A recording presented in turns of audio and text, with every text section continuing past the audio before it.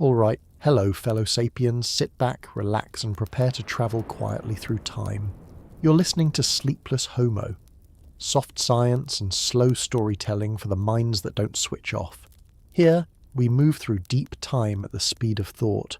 One fossil, one firelight, one question at a time. We're not here to hype or hurry, just to think, together, about what it means to be human and how far that story reaches into the dark. If you're new, a gentle reminder to like and subscribe, not for numbers, but so this calm corner of curiosity can reach other sleepless thinkers like you. Tell me where you listen, in bed, at work, on the road, or drifting somewhere between dreams. And if you fall asleep halfway through, the timestamps will be waiting when you wake. And as always, stay curious, stay calm. Now imagine this, a night that lasted for generations. A silence so deep it swallowed the sound of rivers, the songs of birds, and perhaps even the laughter of our kind. Around 75,000 years ago, the world hovered on the edge of disappearance. Somewhere in Africa, a few scattered bands of Homo sapiens were already accustomed to hardship. They had walked through droughts, hunted in lean seasons, watched skies shift from blue to brown. But this time was different. The air felt strange. The winds carried ash. The temperature fell and stayed low. And for reasons we still do not fully understand, evolution itself seemed to take a breath and hold it. By this point in the late Pleistocene, our species had already proven to be survivors. Anatomically, modern humans had been around for tens of thousands of years, perhaps longer if we include the scattered fossils of our early kindred across the continent. They were hunter-gatherers, nomads of grasslands and coasts, moving lightly across landscapes filled with giant mammals, elephants, hippos, antelopes, and big cats that could have erased us with a swipe. But we endured, not because we were the strongest, but because we learned to adapt faster than the world could change.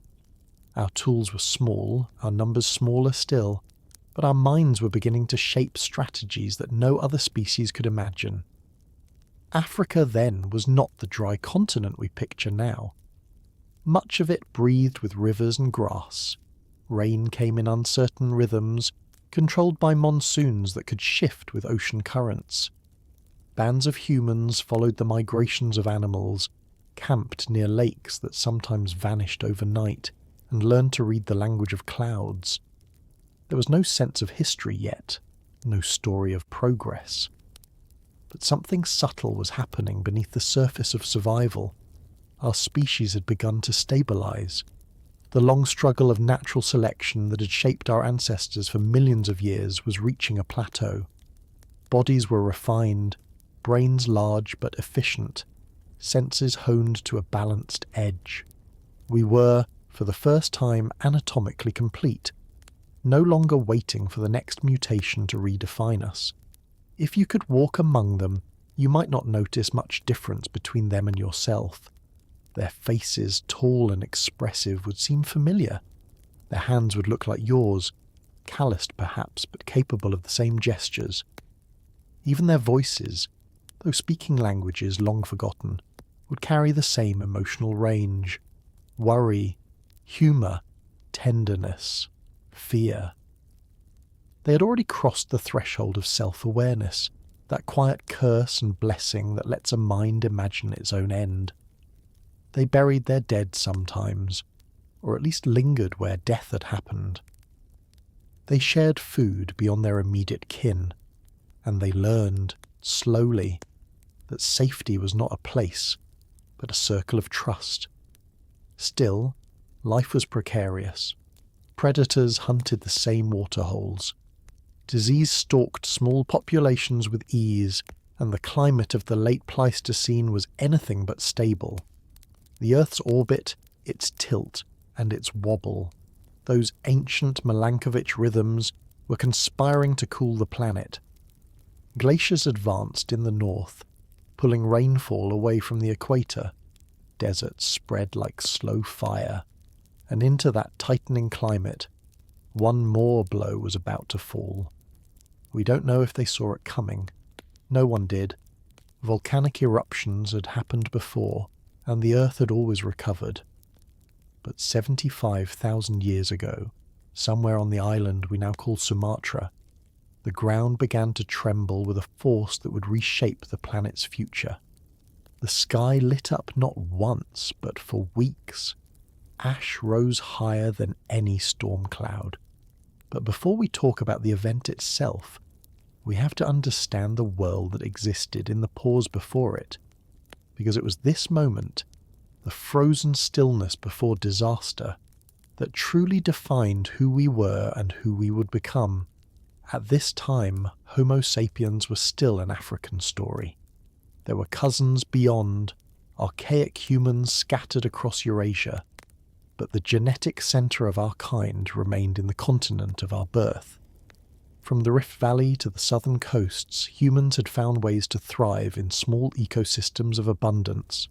Shell middens suggest coastal foraging, fish traps perhaps, maybe even the first experiments in scheduled resource use.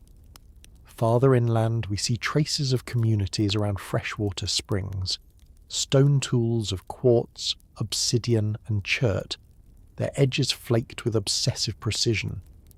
These tools were not revolutionary in form, but they were in intent. They were planned, taught, and replicated with care across generations. That is what marks this period. Consistency. The kind of slow, reliable refinement that only stable minds can sustain.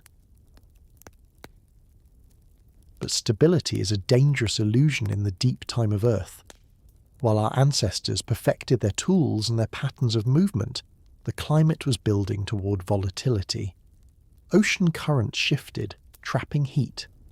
Atmospheric dust began to rise even before the eruption we're about to discuss. And everywhere, ecosystem teetered between abundance and collapse. Herds moved farther, plants flowered less often. Human groups began to feel the tension between staying and moving, between belonging and wandering. To live then was to measure time by hunger. When the rains failed, small bands broke apart in search of food. When herds returned, they reunited. Life was nomadic by necessity. Yet within this rhythm of movement, something new had taken root. Memory. People began to remember not just places but the relationships between them, the routes, the seasons, the patterns of return. That memory, stored not in bones but in minds, became the real map of early human life. And once a species can remember beyond one generation, it is no longer just evolving biologically, it is evolving through story. Imagine a night on the African savannah 75 millennia ago. The stars are painfully bright. Fires flicker in the distance, small circles of warmth against the wind. Around one of them, a few families huddle, skins pulled tight against the cold. They have no idea that somewhere, thousands of miles to the east, a volcano is preparing to change their destiny. They are simply surviving, counting the days until the rains return, whispering stories to children who will one day forget their names. To them, time feels endless and immediate all at once. But from our vantage point, that firelight marks the last moment before the world narrows almost to extinction. Scientists today look back at this period and see a strange paradox.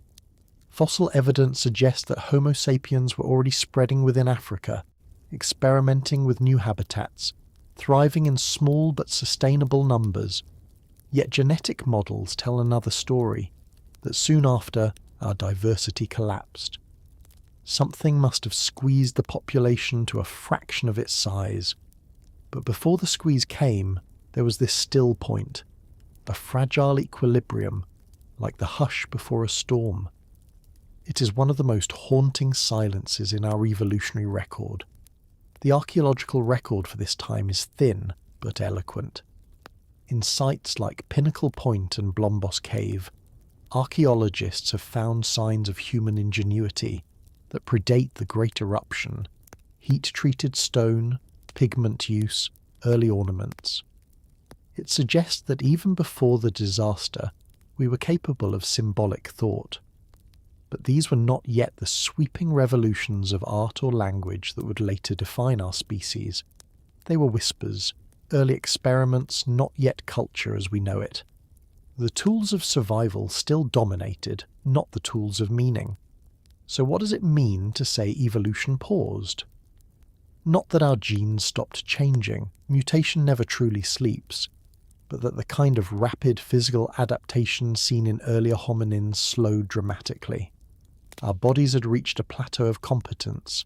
Instead of new bones or muscles, adaptation began to take place in behaviour, in cooperation, in the invisible architecture of thought. It was the start of a new kind of evolution, one not written in DNA but in experience. From this vantage, the term frozen becomes more than poetic. It reflects a biological truth.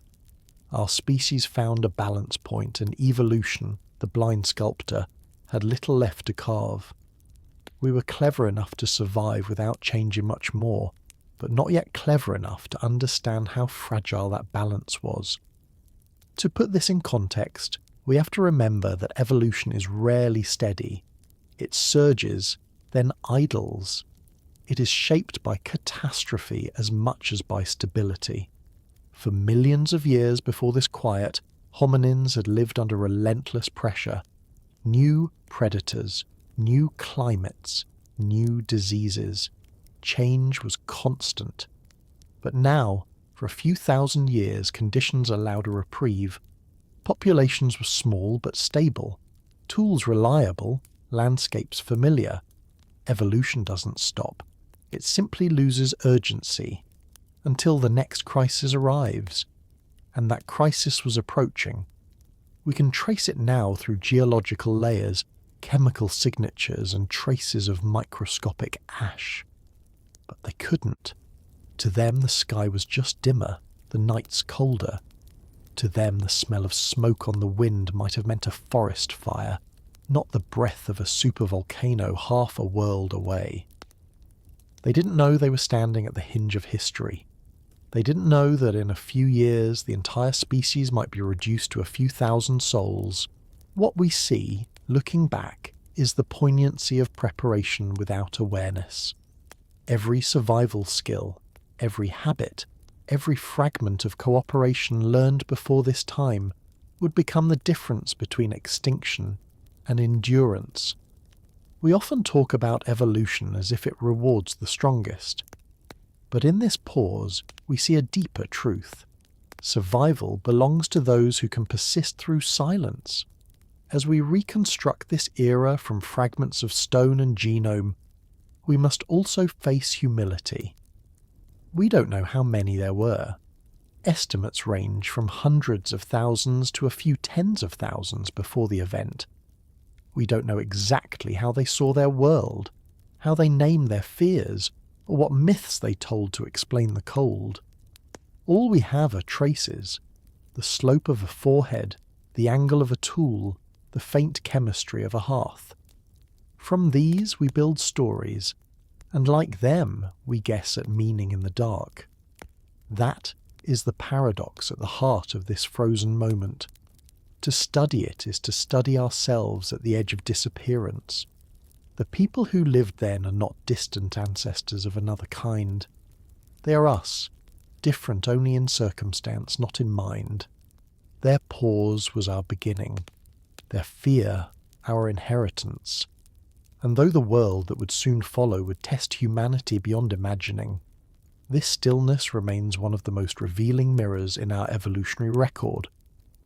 It shows that sometimes, before the greatest transformation, life must hold its breath. For now, the world is quiet. The winds have stilled. The volcano has not yet spoken. The humans of 75,000 years ago tend their fires, unaware that those flames will become the only light left when the sky turns to ash. And that's where the story begins, not with the eruption, but with the fragile piece before it. Because to understand why humanity almost vanished, we must first understand how it survived long enough to be endangered. The frozen moment before the storm tells us something profound, that even when evolution seems to pause, it is watching, waiting, ready to write its next chapter in the language of survival.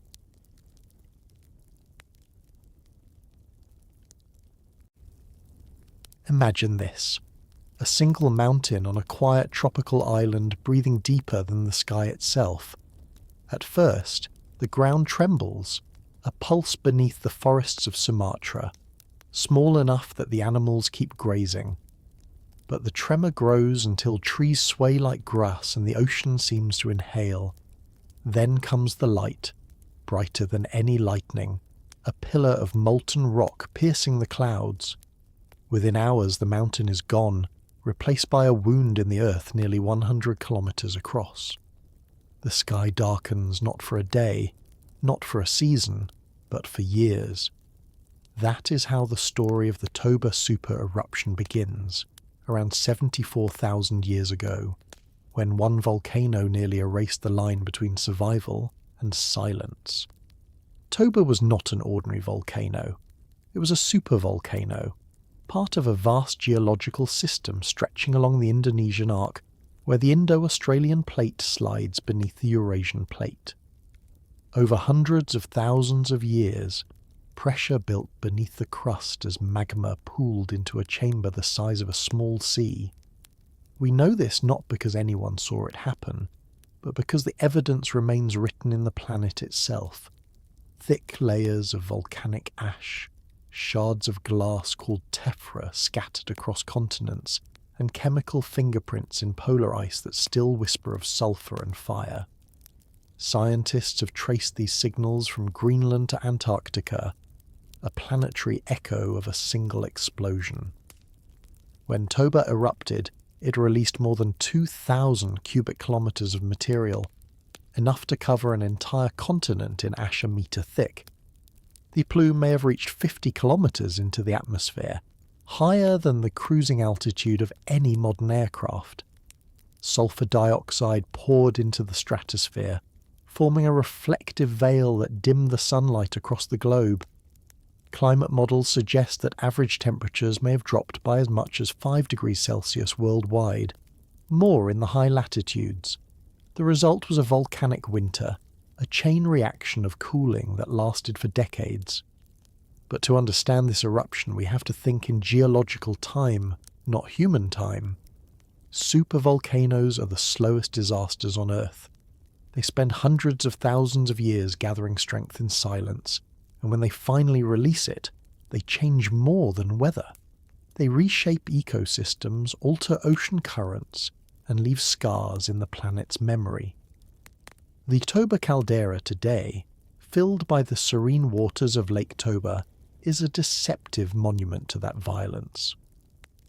Beneath its calm surface lies a collapsed magma chamber, now cooled and silent, but still capable of small reminders in the form of fumaroles and earthquakes. For decades, scientists struggled to measure the scale of the eruption. Early estimates suggested it was a catastrophe of biblical proportions, blocking out the sun and wiping out species across Asia. Later research painted a more nuanced picture. The eruption was still immense, but its global effects were uneven, devastating near the source, less absolute at a distance. Ash layers in India and the Indian Ocean tell us that local ecosystems suffered terribly, but some plant pollen and faunal remains suggest partial recovery within a few years. The truth, as usual, is complicated. Catastrophe was real, but not uniform. One of the most remarkable tools for reconstructing Toba's impact lies not in the tropics, but at the poles. Ice cores drilled from Greenland and Antarctica preserve microscopic traces of sulfur and ash, like time capsules of climate. Within their layers, researchers have identified abrupt spikes in sulfate concentration, corresponding to the eruption's date. These layers mark not only the event itself, but also the cooling that followed. A sudden drop in trapped greenhouse gases, shifts in oxygen isotopes, and a prolonged period of reduced solar energy reaching the surface. The ice remembers what no witness could. If you could stand on the Earth then, somewhere far from the blast, the change might have felt gradual at first. The sunsets turned redder. The nights grew colder. Crops, if there were any, would have failed. Rain patterns shifted as monsoons weakened. In the northern hemisphere, glaciers began to expand again. Within a few years, the world was dimmer, quieter, and far more dangerous. The very air had changed. Dust and sulfur aerosols reflected sunlight, but they also absorbed heat in the stratosphere, distorting wind currents. This combination of cooling at the surface and warming above it led to unpredictable storms and the collapse of stable weather zones. And yet, amid all this, the planet kept turning. Life did not end. That may be the most extraordinary part of the Toba story. Not the explosion itself, but what came after. Plants regrew, animals returned. The Earth, with its long memory and slow resilience, began to heal. From a geological perspective, a few decades of volcanic winter are brief, almost merciful, but for any living species trying to survive them, they must have felt eternal. There is still debate among scientists about exactly how cold it got. Some models propose a global temperature drop of several degrees lasting 6 to 10 years, followed by centuries of disrupted climate. Others argue the cooling was shorter, more localized. Part of the uncertainty comes from the complex behavior of volcanic aerosols. Sulfate particles can scatter sunlight efficiently, but their concentration and altitude determine how long they linger. In the case of Toba, the scale of the eruption likely lofted particles so high that they circled the globe repeatedly before settling. The result was a planet wrapped in a thin reflective veil. In Indonesia itself, the destruction was absolute. Pyroclastic flows, fast-moving clouds of gas and ash, swept across thousands of square kilometers, vaporizing forests and lakes. The nearby fauna were annihilated. Even the ocean surface was altered. Sulfur reacted with seawater, creating acid rain that fell across the region. Modern studies of sediments from the Indian Ocean reveal layers rich in glass shards and sulfur compounds precisely dated to this time. It is one of the clearest signatures of a global catastrophe in the geological record. But the story of Toba is not just about heat and ash. It is about how we know what happened. The methods used to reconstruct this ancient event are feats of scientific patience. Tephrochronology, the study of volcanic ash layers, allows geologists to match distant deposits to a single eruption based on their chemical fingerprints. Each volcano has its own ratio of trace elements and isotopes, like a signature written in glass. By comparing these microscopic clues, scientists can link ash found in India, Africa, and even the Arabian Peninsula back to the same source. It is a form of forensic geology, piecing together a crime scene long after the witnesses have vanished. Meanwhile, climate scientists use isotopic data from marine cores to estimate how ocean temperatures changed before and after the eruption. Tiny shells of plankton preserved in sediments record shifts in oxygen isotopes that reflect global cooling. These marine archives show a sudden drop in temperature around 74,000 years ago, followed by slow recovery. Taken together with the ice cores, they create a planetary snapshot of chaos. And yet, even with this evidence, the Toba event remains partly mysterious. Did it trigger a cascade of feedback loops that plunged the world into deeper ice ages? Did it accelerate changes already underway? Or did it simply punctuate an era that was already cooling? Science does not offer simple answers. What it does offer is a glimpse of fragility, how a single geological pulse can ripple through every ecosystem, touching even the smallest human fires thousands of kilometers away. What is striking about this story is scale. In modern times, we've seen eruptions like Mount Pinatubo in 1991 or Krakatoa in 1883 throw dust into the sky and cool the planet for a year or two. Toba was perhaps 100 times larger.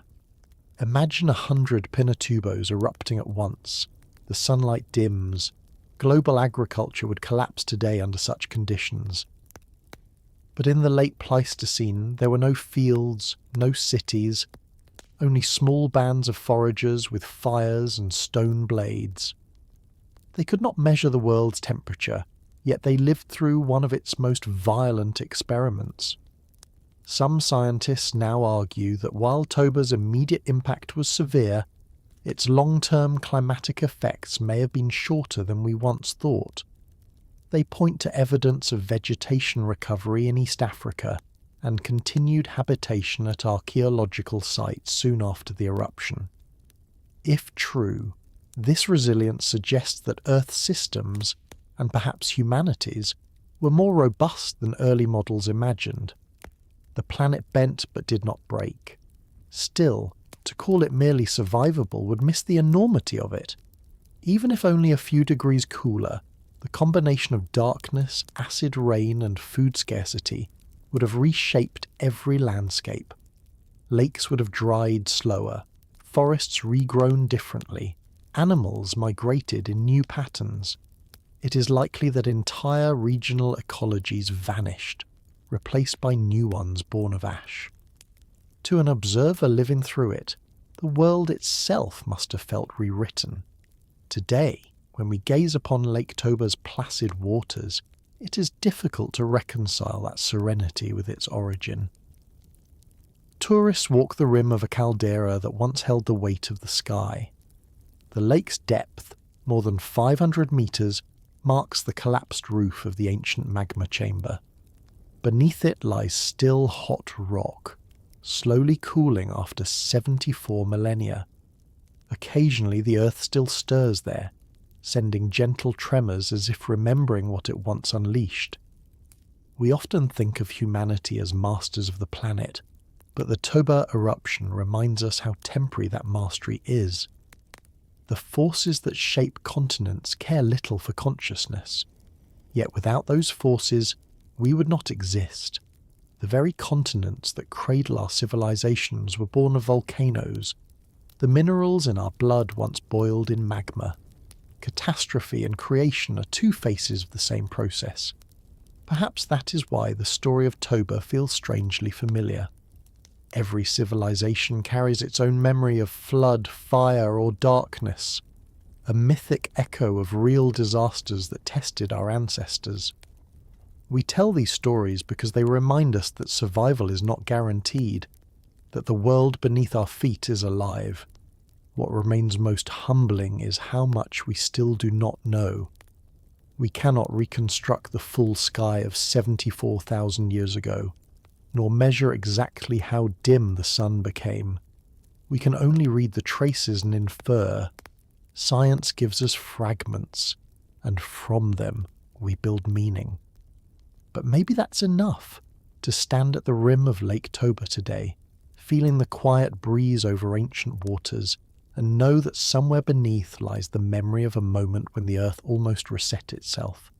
One volcano did not decide the fate of a species, but it did remind the planet how easily fate can be rewritten. The ash has settled, the sky has cleared, but the lesson remains suspended in the air we still breathe. Life endures by the narrowest of margins, and even mountains can change the story of everything that walks upon them.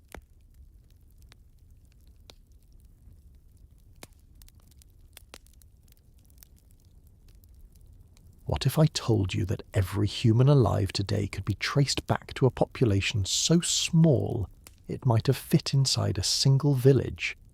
Imagine that. An entire species balanced on the edge of disappearance. A few thousand souls carrying the sum of all human possibility through the cold that followed the great eruption. This is not myth or metaphor, but the story our own cells have been quietly telling for decades. It is written not in stone or ash, but in the microscopic code of life itself. somewhere around 74,000 years ago, humanity's numbers plunged so low that geneticists call it a bottleneck, an evolutionary narrow passage through which only a fraction of our kind made it. The evidence does not come from fossils or artifacts, but from the tiny differences that linger in our DNA. Every time a gene copies itself, it makes small mistakes, mutations. Most are harmless, some helpful, others lost entirely. Over long spans of time, these variations accumulate, forming a record of ancestry more reliable than any written chronicle. When scientists compare the genetic diversity of living humans, they find something strange. We are astonishingly similar to one another. 2 chimpanzees from neighbouring forests show more genetic variation than any 2 humans chosen at random from opposite sides of the planet. This low diversity is the fingerprint of survival through scarcity. To understand what this means, imagine the human family as a wide river that suddenly narrows to a trickle before widening again.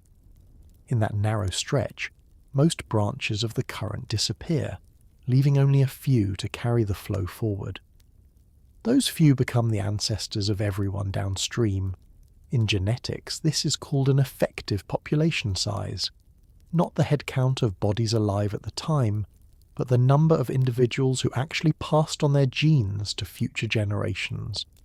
Models suggest that during our bottleneck, that number may have fallen to as few as a few thousand, perhaps even a few hundred breeding adults. For a species spread across continents, that is perilously low. How do we know this? The key lies in mitochondrial DNA, tiny loops of genetic code found in the energy-producing centres of our cells, passed down through the maternal line. Because mitochondria are inherited only from mothers, their mutations form a clean, traceable timeline of descent. When researchers compared mitochondrial sequences from people around the world, they discovered that all humans share a common maternal ancestor who lived somewhere in Africa roughly 150 to 200,000 years ago. This does not mean there was only one woman alive then, but that all other maternal lineages eventually ended. The same principle applies to the Y chromosome, inherited through fathers. Its diversity, too, points to a severe reduction in ancestral numbers. But something dramatic happened after the Toba eruption. Genetic data suggest that around 70 to 75,000 years ago, human diversity constricted sharply.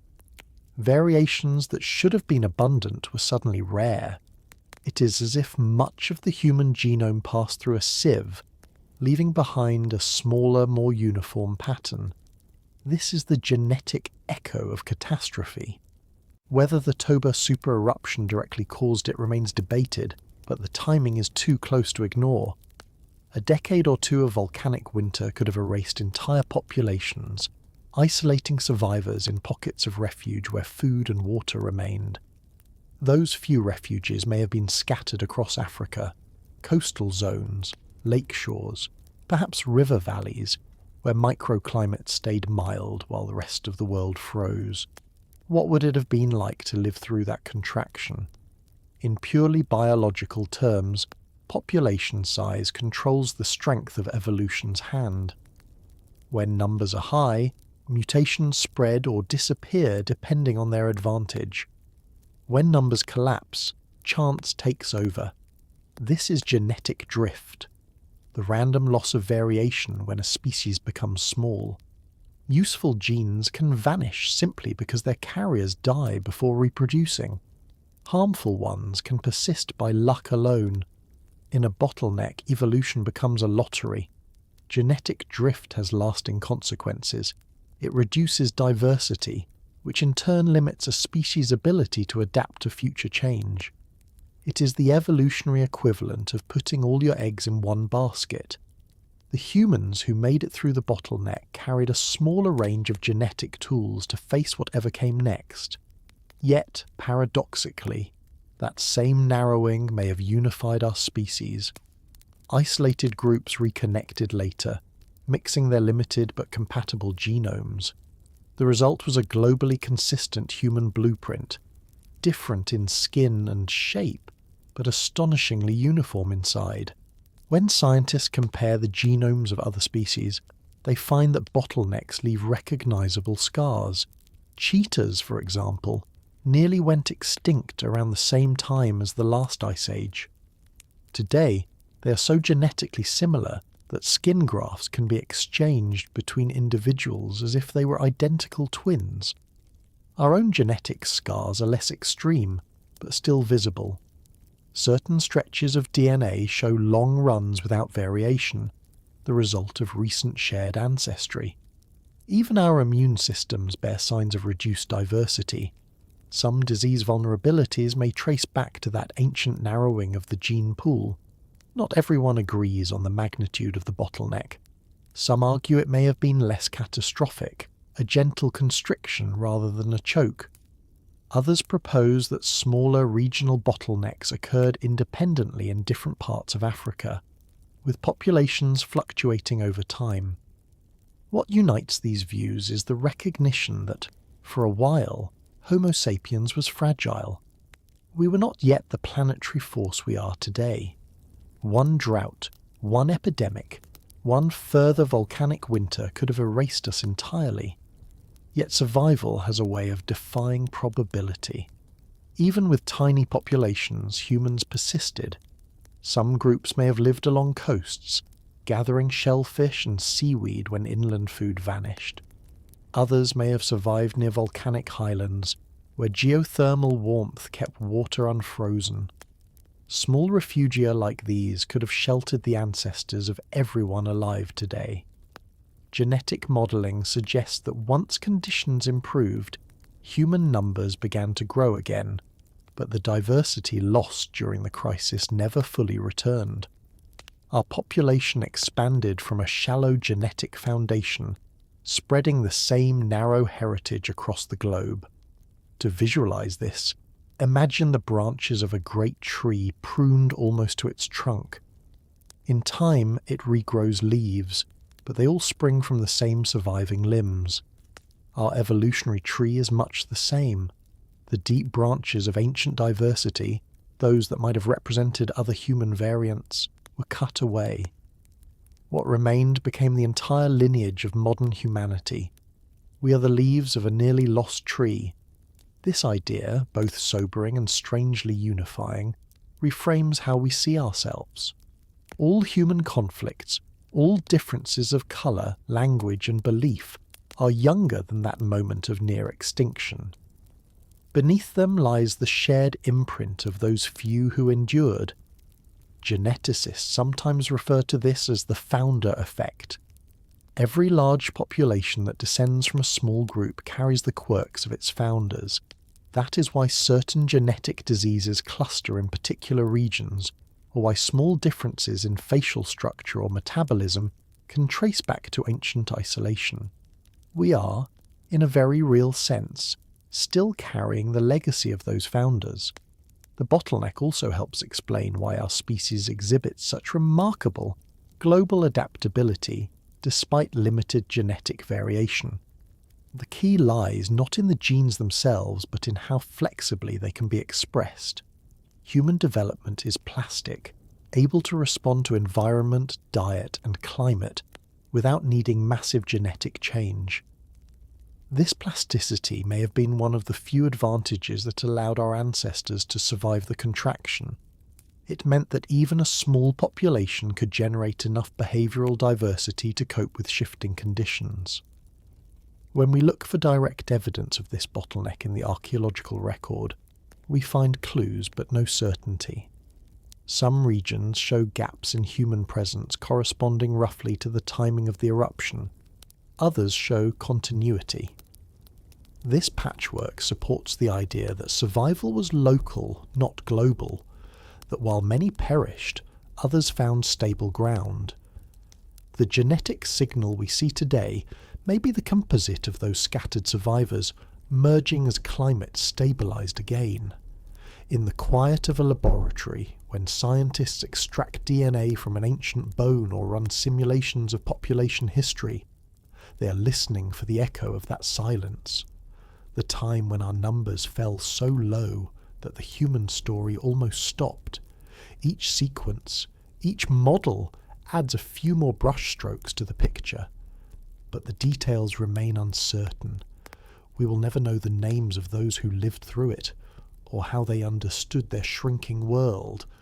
Perhaps they sensed it, watching the game grow scarce and the nights colder. Perhaps they told stories to their children about the days when the world had been larger. What we can say, humbly, is that they made it. Every breath taken today, every thought, every word spoken in any language, descends from those who kept moving through the hardest of winters. They did not know they were carrying the future of consciousness in their small bands of survival. They simply did what all living things do, persisted, and in that persistence lies the quiet miracle of our continuity. The bottleneck was not just a reduction, it was a cleansing of chance, a distillation of endurance. Through it, the human line emerged leaner, less varied perhaps, but tempered. From a few thousand, the species would eventually expand again, carrying within it the memory of scarcity encoded in every cell. In the end, the story of the bottleneck is both terrifying and comforting. Terrifying, because it reminds us how close we came to vanishing. Comforting, because it means that every person alive today, regardless of origin, shares the same fragile inheritance. The proof that survival can come from the smallest numbers, and that even when the odds collapse, life still finds a way to continue the story. Imagine this. You wake to a dawn that never truly arrives. The sun is a dim, pale coin behind a veil of ash. The air smells faintly of sulphur. The plants that once fed you wither beneath a sky that can no longer decide between day and night. Around 74,000 years ago, this was not a dream, but the new reality of Earth. The great Toba eruption had ended, but its shadow lingered for decades. It was a time when sunlight failed, and survival itself became an act of endurance more than adaptation. Scientists call this period the volcanic winter. It began in the aftermath of the eruption, when billions of tons of sulfur aerosols drifted into the stratosphere, spreading across the globe. These microscopic particles reflected sunlight back into space, cooling the planet by several degrees. Ice core records from Greenland and Antarctica reveal abrupt chemical spikes, tiny flecks of glass and sulfur compounds frozen into time, showing that even the poles felt the sting of the eruption. Ocean sediments confirm the same story, a planet wrapped in shadow. For the people alive then, this cooling would not have felt sudden but suffocatingly slow. Each year the days grew shorter, the winds colder. Rain became unpredictable. Monsoons failed in regions that depended on them. Forests retreated. Grasslands turned to dust. What had once been stable habitats fractured into harsh, isolated patches. For animals, this meant starvation. For humans, it meant collapse. Food chains broke down from the base upward. Plants dying first, then the herbivores that ate them, then the predators that followed. Evidence from pollen cores tells us that tropical ecosystems across Africa and South Asia suffered dramatic change. In East Africa, lake sediments show a shift from lush wetland species to drought-tolerant plants. The lakes themselves shrank, their shorelines receding by kilometres. In India, thick deposits of volcanic ash mix with traces of desertification, a sign that monsoon rains faltered for years.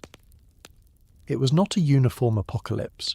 Some regions remained livable, but globally the climate turned hostile. We can only imagine what daily life felt like under that dimmed sky. Without reliable seasons, foraging patterns would have failed. Hunting grounds that once supported herds turned empty. Rivers ran low or vanished. Some bands of humans must have migrated constantly, following traces of life wherever it persisted. Others may have found small refuges, microclimates buffered by geography or ocean currents, where warmth and rain remained. These refugia became the last cradles of our kind. In southern Africa, coastal zones appear to have served as such refuges. Caves near the Indian Ocean show continuous occupation through this period, suggesting that the people there managed to survive when inland populations dwindled. The coast offered a rare stability. The sea does not care about monsoons or drought. Shellfish, seaweed, and coastal fish would have provided a steady food source when land-based ecosystems collapsed. Isotopic studies of ancient shells confirm that humans were exploiting marine life even during the harshest cooling. Along those shorelines, life continued, fragile but persistent. Farther north, in parts of India and the Arabian Peninsula, the story was mixed. Some sites show clear evidence of abandonment, layers of ash sealing the last traces of hearths and tools. But in other areas, particularly along river valleys, signs of survival appear: burned bone fragments, pollen from hardy shrubs, and reoccupation layers soon after the eruption. These findings hint that not all was lost. Humans adapted by retreating into environmental niches that could still support them. Where fresh water remained, so did life. The oceans themselves became both refuge and threat. With cooling temperatures, sea levels may have dropped, exposing new coastlines and shallow shelves. These areas, rich in marine life, could have offered food for those who reached them, but cooler oceans also meant stronger storms and shifting currents. Coastal groups might have faced dangerous waves and unpredictable tides. Still, the risk was preferable to starvation inland. Inland Africa, on the other hand, was likely gripped by drought. Lakes such as Malawi and Tanganyika record sharp drops in water levels during this time. Their sediments, like pages in a geological diary, reveal periods of extreme aridity. Dust storms carried particles far beyond their basins, suggesting that even resilient grasslands struggled to survive. Animal fossils from this era show thinner bones and stunted growth, signs of poor nutrition across food webs. For humans trapped within these shrinking landscapes, every decision was survival-based. The hunt was no longer about choice but necessity. Meat would have become scarce, forcing more reliance on roots, tubers, and whatever vegetation survived. Fire, when fuel could be found, became a shield against cold and predators, but the lack of dry wood made even that uncertain. Nights stretched longer, days blurred grey. Children born during this time may never have seen a bright blue sky. Paleo-environmental data suggests that temperatures could have dropped by several degrees globally, but local effects were worse. In some highland areas, frost and snow reached latitudes that had not seen them in tens of thousands of years. Permafrost crept into temperate soils. This created feedback loops. As ice expanded, it reflected even more sunlight, deepening the chill. The Earth entered a state of climatic tension, teetering between recovery and further descent. Some researchers propose that this cooling may have accelerated the spread of arid zones across northern Africa and Arabia, transforming corridors that once supported migration into deserts. The Sahara, already oscillating between green and dry phases, hardened into a barrier. It isolated populations, splitting the human story into regional fragments. Yet these same barriers may have protected pockets of life from disease and competition, allowing them to slowly recover. Sediment cores from the Indian Ocean tell an equally fascinating story. Tiny shells of plankton known as foraminifera record changes in water temperature and chemistry. Around the time of the Toba event, their oxygen isotope ratios shift abruptly, marking a cooling of surface waters by several degrees. These signals linger for decades before stabilizing, a clear indication of global disruption. The ocean, usually a moderating force, had been pulled into the chaos. volcanic winters are not unique to Toba. Smaller eruptions in recorded history give us glimpses of what life might have been like.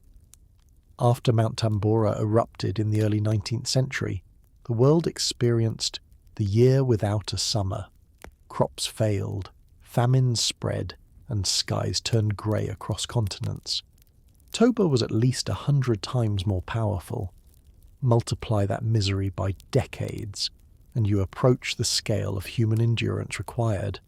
Still, even amid this grim reality, nature adapted. Some plants evolved shorter growing seasons. Cold-tolerant species expanded their range. Animal populations shifted to follow what little vegetation remained. The environment was not dead, only rearranging itself. Humans, being opportunists, would have followed those changes, tracking herds, scavenging carcasses, exploring new routes along rivers and coasts. Their footprints, literal and genetic, trace the routes of recovery that began even before the sky cleared. The world during these ash years must have felt eerily quiet. Acoustic studies of volcanic aerosols suggest that atmospheric density changes could have muted natural sounds, making forests strangely silent. Imagine hearing your own footsteps more clearly than the wind. Visibility dropped as fine dust hung in the air, scattering light in a perpetual dusk. Nights glowed faintly red as moonlight filtered through lingering particles. For those who survived, such skies would have been both terrifying and awe-inspiring. A world remade, yet still alive. We find indirect confirmation of human persistence through this time in places like southern India, where ash from Toba blankets stone tool layers. Beneath the ash, we find earlier artifacts. Above it, similar ones reappear not long after. This continuity suggests that some humans either endured nearby or returned as soon as conditions allowed. The eruption had not erased us, only thinned the ranks. Recovery was slow. It took perhaps 1,000 years for vegetation patterns to stabilize and rainfall to return to predictable cycles. During that time, surviving human groups must have lived on the edge of starvation, breeding slowly, their numbers too low to risk exploration. Yet they endured. That is perhaps the most profound truth the evidence offers. Through decades of ecological collapse, our ancestors found ways to live in balance with scarcity. They waited out the cold. Modern climate models help us reconstruct the timeline of this recovery. Within 10 years of the eruption, global temperatures may have reached their lowest point. Within a few decades, volcanic aerosols began to settle, but the cooling persisted due to changes in ocean circulation. Only centuries later did the planet fully rebound. The resilience of life during this drawn-out winter reminds us how tenacious ecosystems can be, even when they seem fragile.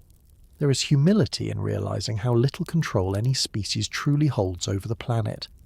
For all our intelligence and adaptability, the fate of our kind once hinged on factors entirely beyond our making. The chemistry of air, the tilt of sunlight, the size of a shadow. When the Earth's systems faltered, we were forced to fit ourselves to them, not the other way around. Survival meant accepting insignificance and moving through it quietly. If you stood on one of those coasts today, where waves still lap against ancient cliffs, you would find no trace of the fear or hunger that once ruled the place. But buried beneath sand and coral lie the remains of that time, microscopic ash grains, chemical residues, and the bones of those who lived at the limit of endurance. They are not relics of heroism, but of persistence. The global winter after Toba was not just a climatic event. It was a test of biology, ecology, and luck. The world became a laboratory for resilience. Many species failed. Some adapted. A few, ours among them, held on just long enough for the light to return. And when it did, after decades of grey skies, the survivors would have seen the first clear sunrise with eyes not of triumph but disbelief. the sun, faint and distant for so long, rising once again over a world stripped bare. The plants would green slowly, the air warm gently, and the silence break with the sound of insects returning. Humanity had endured its darkest season, not through strength or foresight, but through the simplest force in nature, endurance itself.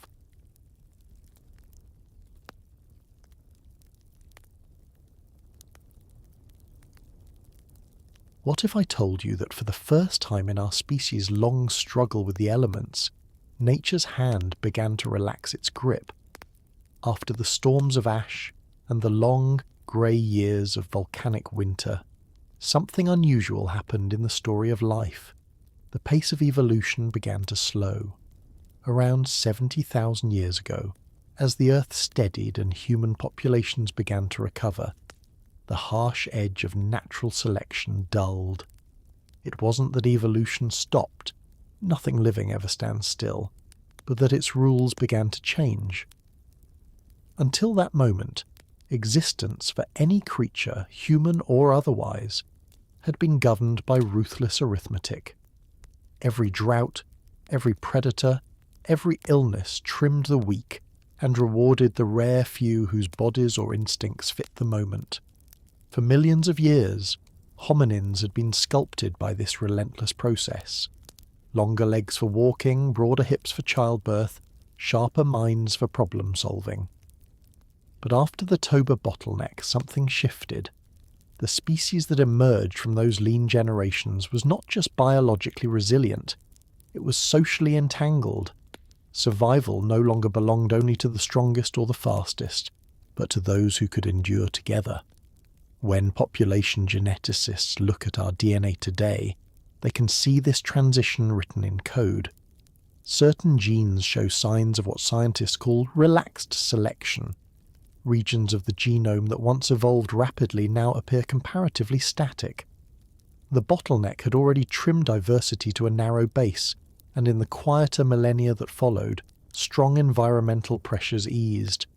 Instead of constant die-offs forcing quick adaptation, human groups stabilized in relatively safe refuges. Coasts, river valleys, and regions buffered from the worst of the cooling. In these enclaves, genetic drift, the random fluctuation of gene frequencies, began to play a larger role than natural selection itself. Genetic drift is a subtle kind of evolution. It does not favour the best or punish the weakest. It simply happens when populations are small and variation is scarce. Traits rise or vanish by chance, not advantage. A rare mutation can persist for generations, not because it helps, but because no disaster removes it. It is the lottery of life played without rules. For our ancestors emerging from the bottleneck, this randomness quietly reshaped our future. Some traits became widespread merely because their carriers survived a harsh decade. Others disappeared without reason. Over time, these random turns smoothed the rough edges of human variation. The genetic data show it clearly.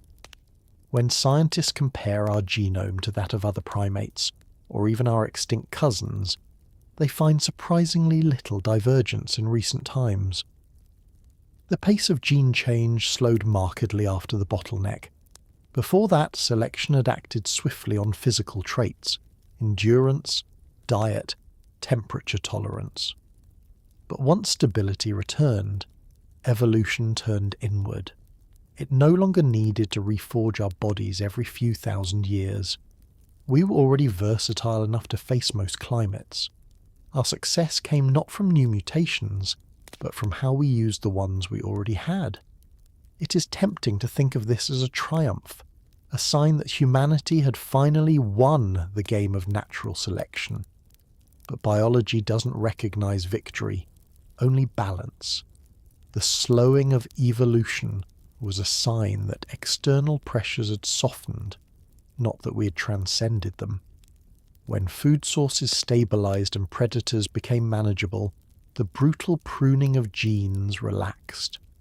More individuals survived long enough to reproduce. This meant that slightly harmful mutations could persist. In evolutionary terms, we'd become comfortable, and comfort, while welcome, is rarely a catalyst for change.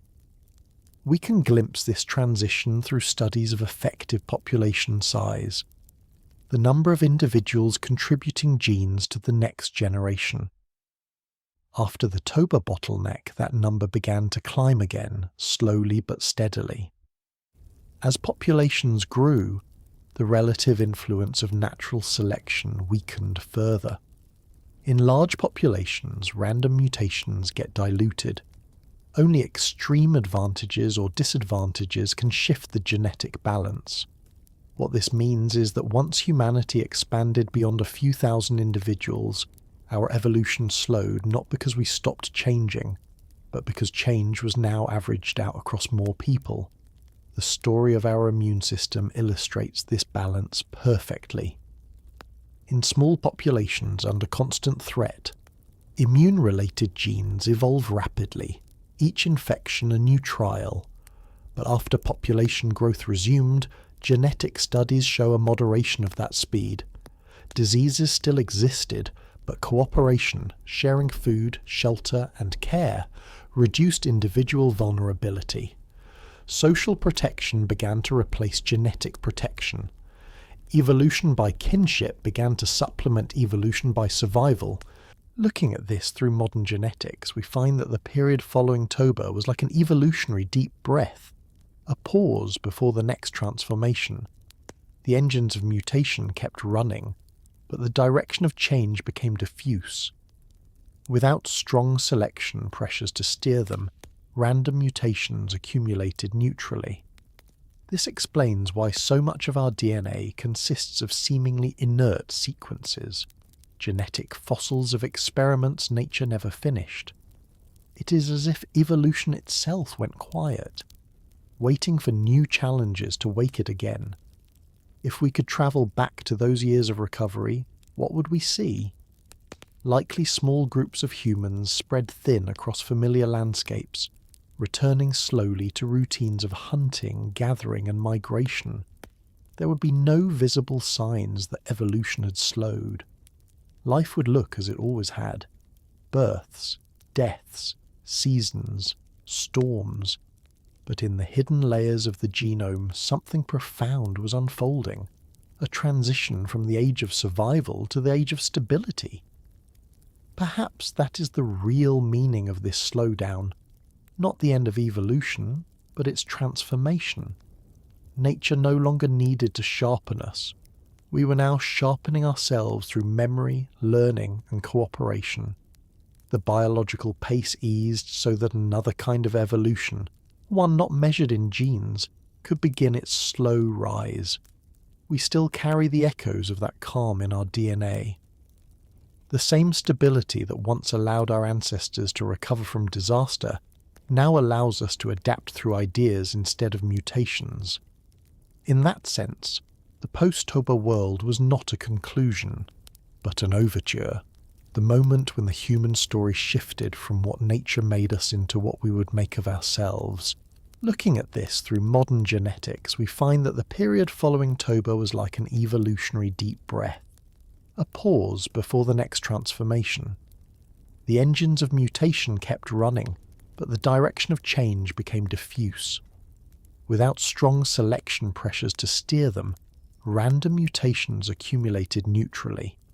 This explains why so much of our DNA consists of seemingly inert sequences, genetic fossils of experiments nature never finished.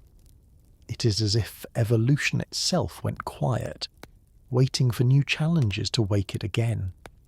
If we could travel back to those years of recovery, what would we see? Likely small groups of humans spread thin across familiar landscapes, returning slowly to routine of hunting, gathering, and migration. There would be no visible signs that evolution had slowed. Life would look as it always had: births, deaths, seasons, storms. But in the hidden layers of the genome, something profound was unfolding, a transition from the age of survival to the age of stability. Perhaps that is the real meaning of this slowdown. Not the end of evolution, but its transformation. Nature no longer needed to sharpen us. We were now sharpening ourselves through memory, learning, and cooperation. The biological pace eased so that another kind of evolution, one not measured in genes, could begin its slow rise. We still carry the echoes of that calm in our DNA. The same stability that once allowed our ancestors to recover from disaster now allows us to adapt through ideas instead of mutations. In that sense, the post-Toba world was not a conclusion, but an overture, the moment when the human story shifted from what nature made us into what we would make of ourselves. Imagine this, a mind that begins to think not just about what is, but what could be. Around 70,000 years ago, something subtle and irreversible began to stir inside the human brain. It wasn't a new bone or a bigger skull. It wasn't another evolutionary mutation shaping muscle or jaw. It was an awakening of pattern, a leap from instinct to imagination. For the first time, ideas began to evolve faster than bodies could. After surviving the long winter of the bottleneck, humanity emerged changed in a way that cannot be measured in anatomy. The same species that once only adapted to the world now began adapting the world to itself. Archaeologists call it behavioral modernity. Anthropologists call it the cognitive revolution. But perhaps the simplest term is awareness, an awareness so deep it began to shape reality itself. Until this point, human life had been driven by reflex. A sharp eye, a fast hand, a good memory. These were the tools of survival. But as population stabilized and landscapes healed, something in the human brain began to rewire. The circuits that once processed immediate survival, the sound of a predator, the path to water, started linking together in new ways. This web of connections allowed thoughts to combine, overlap, and imagine outcomes before they happened. For the first time, foresight entered evolution. Evidence for this new kind of thinking appears not in bones but in behaviour. Archaeological sites from roughly this era, such as those along the African coast, show signs of planning and teaching that go beyond instinctive learning. Shells collected for beads, pigments mixed from ochre, stones selected for consistent shapes, all small details, yet together they reveal a species beginning to think symbolically. Symbols are the building blocks of abstraction, and abstraction is the birthplace of culture. Culture is not just art or ritual. It is memory extended through communication. It is the ability to preserve a lesson beyond the lifespan of the person who learned it. When one human discovered a new way to sharpen a tool, that knowledge no longer died with them. It could be taught, remembered, improved, and passed on. That simple act, sharing, transformed survival into continuity. It meant that human progress no longer depended on random mutations, but on the transmission of ideas. If we were to peer into a human camp around 70,000 years ago, we might not immediately notice the difference. The fires still burned. The shelters were still made of branches and hides. But listen closely, and the soundscape of evolution had changed. The air was filled with language, not the simple calls of warning or attraction heard among animals, but complex sequences of meaning, names, and time. Language had become the invisible structure binding the group together. The emergence of complex language remains one of the great mysteries of our species. We do not know exactly when it began, but genetic evidence hints that the capacity for speech, the neural wiring and vocal control, was already in place long before the words themselves blossomed. The FOXP2 gene, often linked to speech and motor control, shows signs of ancient modification in humans. Yet genes alone cannot explain what language became. The difference lies not in anatomy, but in collective imagination. Language was not invented, it was discovered, an evolutionary feedback loop where communication made cooperation more successful, and cooperation in turn made communication more complex. With language came time. Humans could now describe the past and imagine the future. They could plan hunts, warn of dangers not yet seen, or speak of people long gone. That ability to extend thought across time created something new in the universe. Narrative. Once narrative exists, identity follows. Humans began to see themselves not as isolated beings reacting to events, but as characters within ongoing stories. This was the beginning of myth, but also of science, memory and morality, all the frameworks that would one day fill libraries and govern civilizations. From a neurological standpoint, this was evolution's most profound gamble. The brain consumes enormous energy, and symbolic thinking is costly, but it offered a return unmatched by any physical adaptation. A mind capable of imagination could survive not only through strength, but through prediction and invention. The first humans to imagine a trap caught more prey. Those who remembered lessons lived longer. Those who could teach became the architects of survival itself. Even the structure of human society began to change. Larger groups could form and stay cohesive, not through dominance or bloodline, but through shared understanding. A common language allowed coordination among individuals who might not be kin. This broke one of the oldest rules of evolution, that cooperation is limited by relatedness. For the first time, humans began to cooperate flexibly, forming alliances and networks built on trust, reputation, and communication rather than instinct alone. This was the invisible revolution, social evolution overtaking biological evolution. Archaeologists can see hints of this shift in the distribution of sites and the reuse of resources. The same regions were occupied repeatedly over long spans of time, suggesting planning and shared memory of place. Animal bones show selective hunting patterns, indicating knowledge passed between generations. Even the spacing of hearths in ancient shelters hints at social structure, groups gathering not randomly, but intentionally, each person with a role. Some anthropologists describe this phase as the ratchet effect. Once an idea exists, it can only move forward, never backward.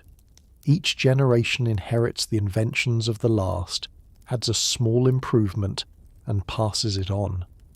Unlike biological evolution, which forgets as easily as it mutates, cultural evolution remembers. Within a few thousand years, this ratcheting of ideas transformed human potential beyond anything seen in nature. And yet, it is worth remembering that this transformation was not sudden. It likely unfolded slowly, unevenly, across thousands of generations. Not every population experienced it at the same pace. Some groups remained rooted in older patterns of thought, while others embraced the new symbolic world. But wherever it spread, it left the same signature, an acceleration of communication, cooperation, and creativity. To understand how profound this was, we must imagine what came before. For millions of years, evolution worked only through the inheritance of physical traits. A new adaptation, a better tooth, a stronger leg, could take hundreds of thousands of years to appear and spread. After the cognitive shift, change could occur within a single lifetime. A new idea, once spoken, could leap across generations in an instant. Humanity had discovered a faster carrier of evolution, the mind itself. This shift also transformed the relationship between humans and their environment. Before, survival meant reacting to nature's moods, the coming of rain, the movement of animals, the rhythm of daylight. Now humans could anticipate, manipulate, and eventually reshape those patterns. Fire became not just warmth, but a tool of landscape control. Shelter became architecture, hunting became strategy. The slow hand of natural selection was replaced by the restless hand of thought. But with that came responsibility. Once a species can imagine consequences, it can imagine failure. The gift of foresight is also the burden of anxiety. For the first time, humans understood not just that they could die, but that everyone they loved would too. This awareness, terrible and magnificent, may have driven the search for meaning that still defines us. When we call this period a revolution, we must be careful. There were no kings or monuments, no sudden bursts of invention. The revolution was quiet because it took place inside the mind. Its artifacts were intangible. The first metaphors, the first jokes, the first shared plans. It was not the rise of civilization, but the birth of possibility. Today, neuroscientists studying cognition describe the human brain as a prediction machine, an organ constantly simulating futures and testing outcomes before they occur. That habit began here, in the late Pleistocene. Our ancestors' brains became engines of rehearsal, mapping reality not only as it was, but as it might be. It is the same ability that drives art, science, and empathy. To imagine another world is also to imagine another mind. This, perhaps, was the real turning point. Once humans could imagine what others were thinking, to guess intentions, to predict actions, they entered a new dimension of social life. Trust, deception, cooperation, and empathy all emerged from this theory of mind. It allowed complex relationships, collective learning, and shared memory. It made language meaningful and morality possible. From that perspective, the cognitive revolution was not the dawn of intelligence, but the dawn of understanding. Of course, not every scientist agrees on when or how this shift happened. Some argue that the capacity for symbolic thought existed far earlier, that the revolution was not a sudden spark but a long burn. Others believe it may have been triggered by environmental stress, a need for new strategies after the volcanic winter. The truth may lie somewhere in between, a gradual unfolding accelerated by crisis. What we do know is that around this time, human behaviour began to show patterns that could not be explained by biology alone. Population genetics reveal that despite small numbers, communication and learning allowed innovation to spread rapidly. The same skills that once helped a few thousand people survive the ash years would later propel their descendants across continents. From this quiet revolution onward, evolution would never again be purely natural. It had gained a new partner, culture, and culture, unlike climate or genes, could rewrite the rules in real time. The Earth's most adaptable creature had just learned to adapt its own mind. Perhaps that is why, when we look back at this period, we see more than survival. We see the birth of imagination, that fragile, unpredictable force that makes our species unique. The ability to picture what does not yet exist, to share that vision, and to act upon it. From this point forward, evolution would be guided not by randomness, but by reflection. The story of humanity had turned inward, and thought itself had become the next frontier. What if I told you that evolution found a new way to write itself, not in flesh, but in sound? Imagine a code that could spread faster than any mutation, replicate across generations without waiting for birth or death, and adapt in real time to every environment it entered. Around 70,000 years ago, that code began to take form. It wasn't written in DNA, but in words. Humanity had discovered the mutation of meaning, the moment when language began to act like a gene. For most of life's history, evolution had moved at the pace of molecules. Random mutations, copied through reproduction, formed the engine of change. A beneficial trait might take thousands of generations to spread through a species, but language rewrote that tempo. A useful idea once spoken could leap from one mind to another in an instant. The first true sentences were the evolutionary equivalent of fire, a force that multiplied not by biology, but by memory. Scientists still debate when and how language began, but we know this much: it was neither accident nor invention. The roots of speech lie deep within our biology. Some of the building blocks were already present in earlier hominins: the control of breath, the coordination of tongue and lip, the neural wiring that connects sound to meaning.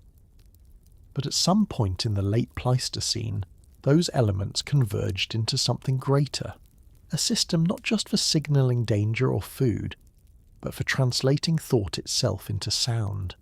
That was the true mutation, the moment communication became cognition. One of the key clues to this transformation lies in a single gene known as FOXP2. It is often called the language gene, though that title is misleading. FOXP2 is not a blueprint for speech, but a regulatory switch, a conductor orchestrating the timing and coordination of many other genes involved in motor control and neural development. Humans share about 98% of its sequence with chimpanzees, but our version carries two crucial amino acid differences that alter how it functions in the brain. Studies suggest these changes may have refined the circuits that connect motor planning to auditory processing, the ability to form precise sequences of sounds and link them to meaning. Interestingly, Neanderthals also carried this human-like variant of FOXP2, hinting that the genetic groundwork for speech predated our species. But possessing the hardware is not the same as using it. What seems to distinguish Homo sapiens is not just the capacity to make complex sounds, but the cultural drive to use them symbolically, to name, describe, imagine. Somewhere around 70,000 years ago, those first names were spoken, and the world changed forever. Language, as it grew, became evolution's new medium. Unlike genes, which are passed one way from parent to child, words can spread in any direction. Between families, across strangers, even backward in time through story. Linguists sometimes call this mimetic inheritance, borrowing the term from biology to describe how ideas replicate like living things. A word once created behaves much like a gene. It competes for survival in the minds that use it, mutates into new forms, and either thrives or disappears. The human brain became a habitat for these linguistic organisms, constantly reproducing, selecting, and recombining them. To appreciate how extraordinary this is, consider the anatomy of speech itself. Our vocal tract is an improbable instrument, a delicate balance between physiology and physics. The human larynx sits lower in the throat than in most mammals, creating a resonant chamber capable of producing a wide range of vowels and consonants. This lowered larynx is risky. It increases the chance of choking, but evolution tolerated that danger because the payoff was enormous. Control of sound as a precision tool. The shape of our tongue, short and muscular, adds even finer articulation. Together, they form the hardware for language, an evolutionary redesign of the body to serve the mind. But language is not only breath and bone, it is rhythm and memory. The auditory cortex, the brain's sound processing hub, expanded to handle more than just pitch and tone. It began to track patterns over time, allowing the mind to hold sequences of words in working memory. This was the neurological dawn of grammar, the ability to structure meaning through order. Grammar allowed thoughts to build on themselves, transforming noise into logic. Once that capacity existed, language could evolve infinitely, limited only by imagination. From an evolutionary perspective, the emergence of language represents a profound shift in information storage. Genes encode survival strategies chemically. Language encodes them conceptually. The two systems began to intertwine. Biological evolution built the capacity for language. Cultural evolution began using language to guide biology. Groups that communicated effectively hunted better, shared resources, and raised more offspring. Over time, selection favoured brains not just for intelligence, but for cooperation. Speech became a selective advantage, not because it changed the body directly, but because it changed the way bodies interacted. This transformation didn't happen overnight.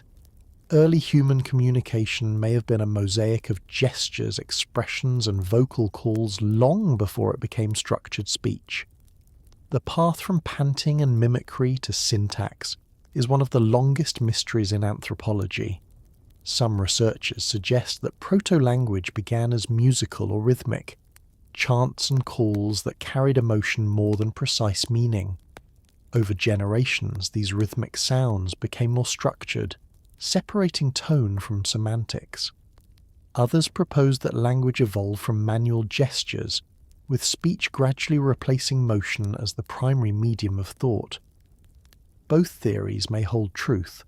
Rhythm gave language emotion, gesture gave it clarity, and together they produced a system capable of carrying anything the mind could imagine.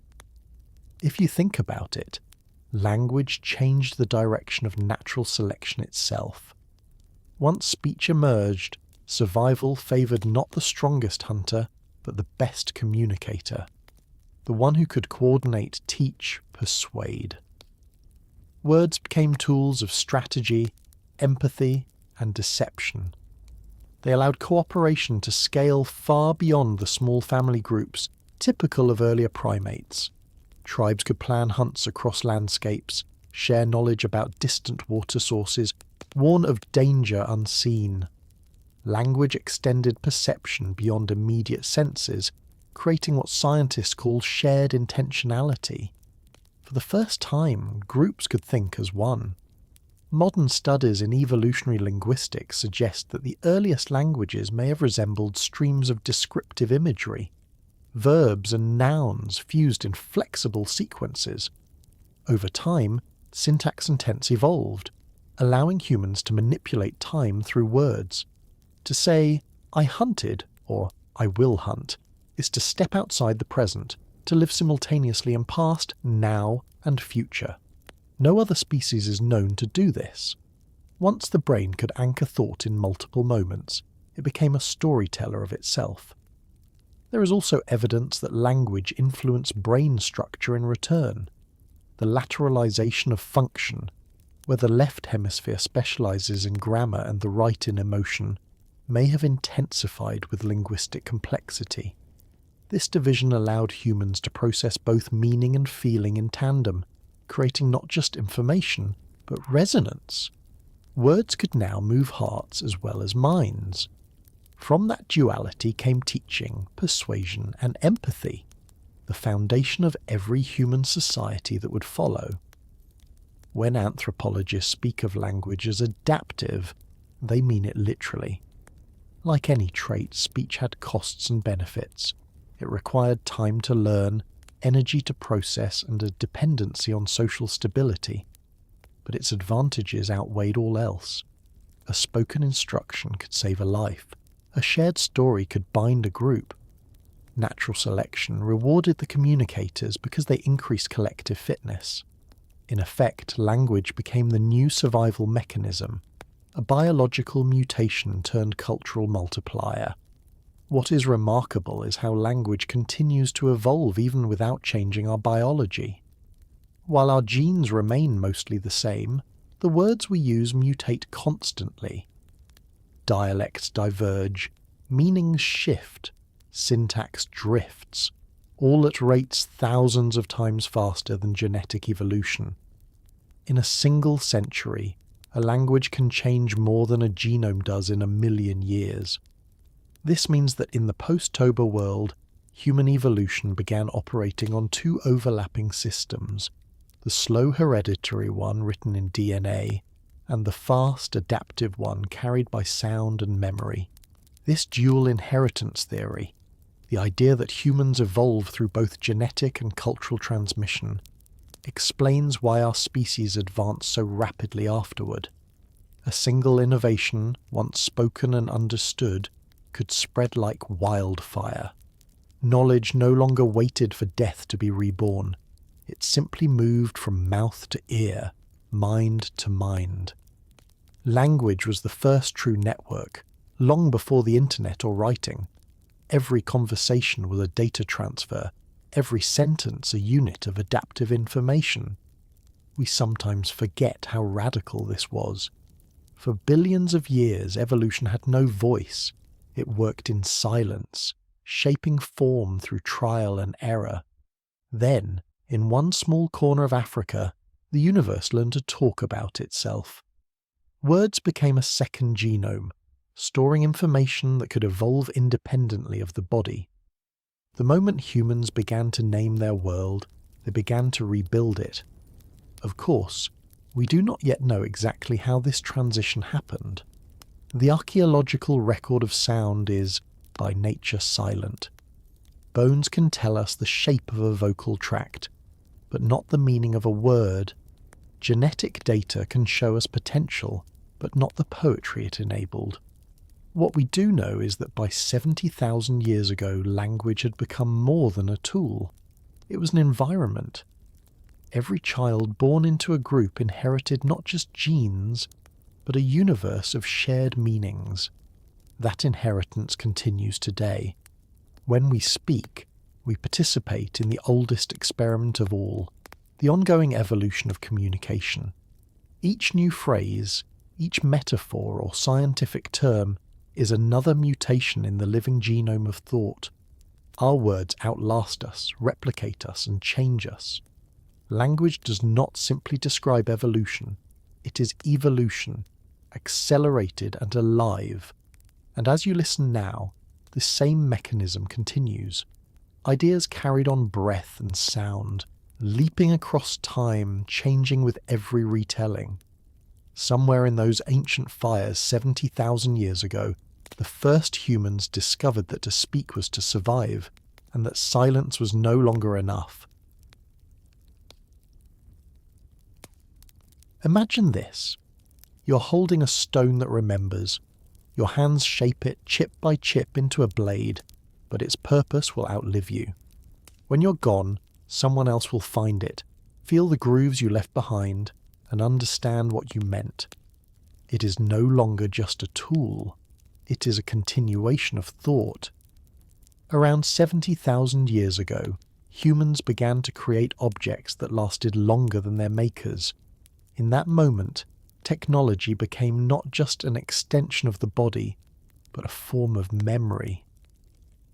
After the darkness of the Toba eruption and the long winter that followed, the world slowly began to heal. Ecosystems recovered, herds returned, and with them came opportunity. The small, scattered groups of Homo sapiens who had survived now carried with them something invisible but transformative. Knowledge refined by scarcity. Every lesson learned during those desperate years, how to find food in ash, how to bind stone to wood, how to share, was imprinted not in their genes, but in the objects they left behind. Evolution had shifted medium. The next stage of adaptation would not happen in the body, but in what the body could build.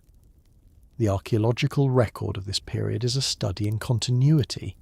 Across Africa and South Asia, stone tools became more intricate, standardized, and portable.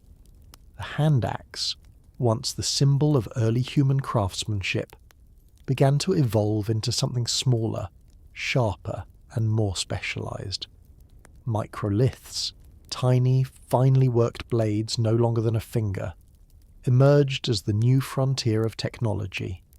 They could be hafted onto wooden shafts, forming arrows, spears, and cutting edges that multiplied the human reach. This was not invention in isolation. It was the flowering of accumulated intelligence. Each new tool built upon the memory of another. Hafting, the act of attaching stone to handle, was a quiet revolution. It required more than skill. It demanded foresight and chemistry. To haft a blade, One needed adhesive, binding material, and the understanding of leverage.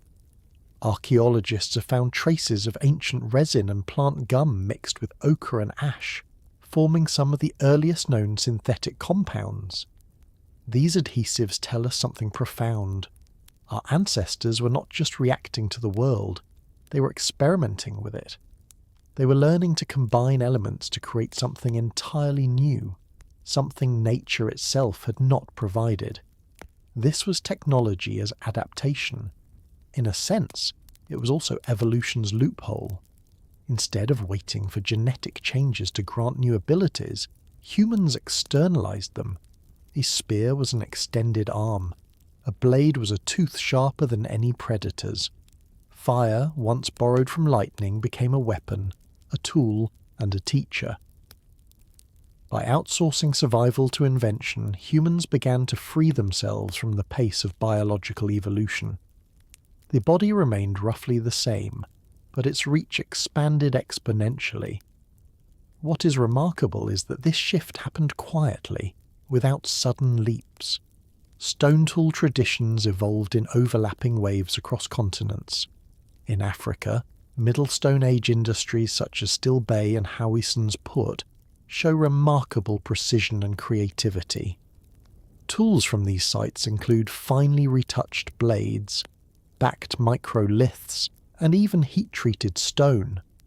Evidence that humans were using controlled fire not just for warmth, but for material engineering. By heating silkrete or flint, they altered its molecular structure, making it easier to shape. It was an early form of thermodynamics learned by touch and intuition. In South Asia, sites like Jwalapuram show continuity of toolmaking before and after the Toba eruption, suggesting that technology served as a stabilizing force even in crisis. It carried knowledge across generations that biology alone could not. The same patterns appear later in the Levant and Arabia, where blade-based industries foreshadowed what would become the hallmark of the Upper Paleolithic world. The lesson is consistent. When the environment turned hostile, the mind turned inventive. These early tools were not just instruments of survival, they were frameworks of thought. The process of creating them required recursive planning, an ability to envision multiple steps ahead. To make a microlith, one had to imagine the final form, anticipate each strike, and understand the sequence of cause and effect. This type of cognitive layering mirrored the development of language. In both, small units combined into larger structures, sounds into sentences, flakes into tools. The human brain had found a universal logic of construction. Every innovation left behind a signature of its maker. Archaeologists reading these traces today see in them the first hints of individuality. Two groups might create the same kind of blade, but their methods differ subtly. The angle of a strike, the rhythm of percussion, the choice of stone. These are not random variations, they are the beginnings of style. When a tool carries personal nuance, it becomes something more than practical. It becomes cultural. The persistence of these technologies over thousands of years also speaks to something deeper. Teaching. Skills this complex could not be learned by observation alone. They required instruction, demonstration, and correction. That implies language had already matured enough to guide motor skills, to translate vision into method. A child watching an elder flake stone was absorbing not just a technique, but a worldview. The ideas can be shaped, improved, and passed on. Technology, in that sense, was humanity's first classroom. What fascinates researchers is how these early inventions began to act as selective buffers. In nature, harsh environments usually drive rapid evolution. Animals grow thicker fur, sharper claws, or faster reflexes. But humans, armed with technology, didn't need new bodies to face new climates. They built spears to hunt in the cold, clothing to survive frost, shelters to withstand storms. This reduced the selective pressure on their physiology. evolution, no longer forced to sculpt the body, could turn its attention inward, to cognition, emotion, and cooperation. The tool became the body's armour, and in doing so, freed the mind to wander. The spear point and the scraper, the fire-hardened stick and the sharpened bone. These were not primitive implements, but experiments in problem-solving. Over time, the toolkit expanded to include bone needles, fishing hooks, and projectiles designed for specific prey. Each invention added a new layer to human flexibility, allowing populations to thrive in habitats once inaccessible. Archaeologists have even found traces of early rope and cordage, simple yet transformative materials that enable construction, transport, and clothing. Every thread, every knot was a line connecting imagination to survival.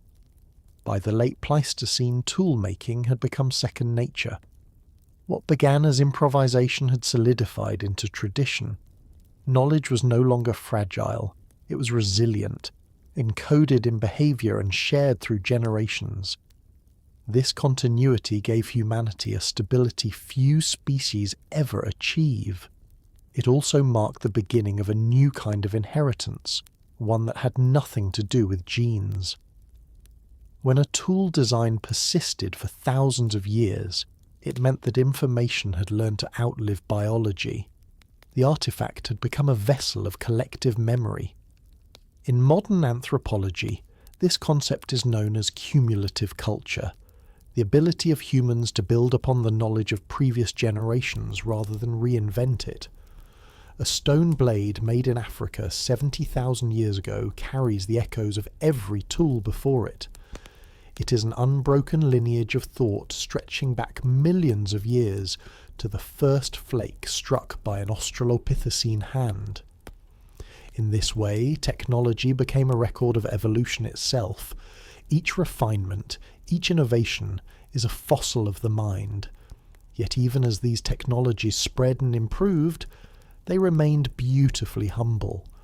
There were no wheels, no metal, no machines, only the mastery of stone, bone, and fire. But within those materials lay the seeds of everything that would follow. Every modern invention, from the needle to the computer, descends from the same principle, the externalization of problem-solving. To invent is to create a second body, a prosthetic extension of human intention.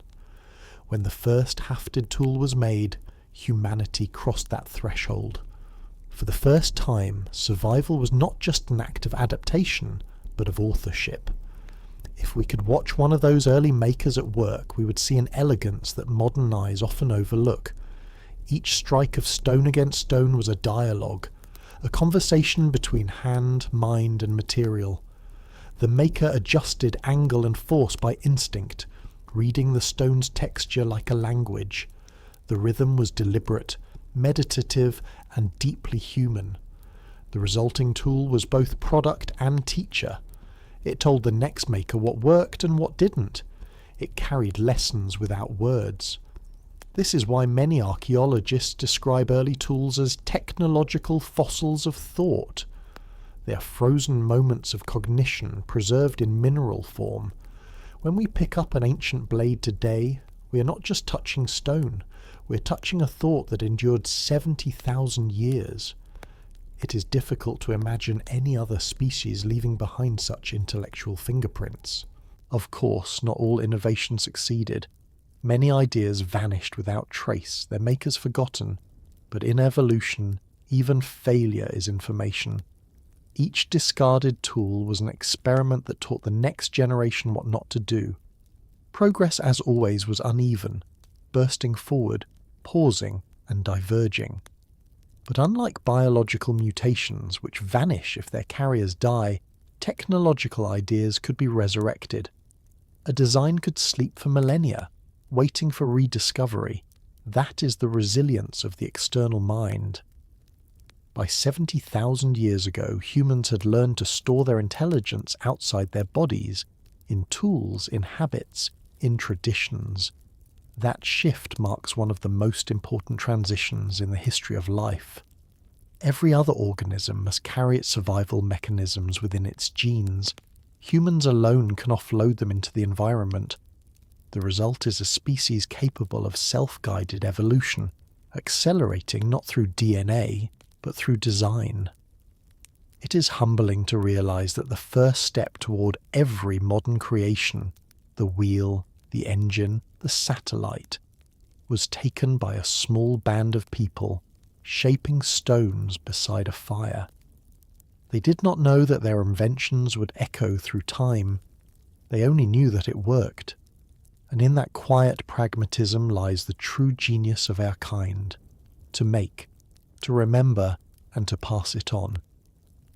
When did the first invention outlive its inventor? Perhaps the answer is right there in the soil, in a shard of stone no larger than a hand.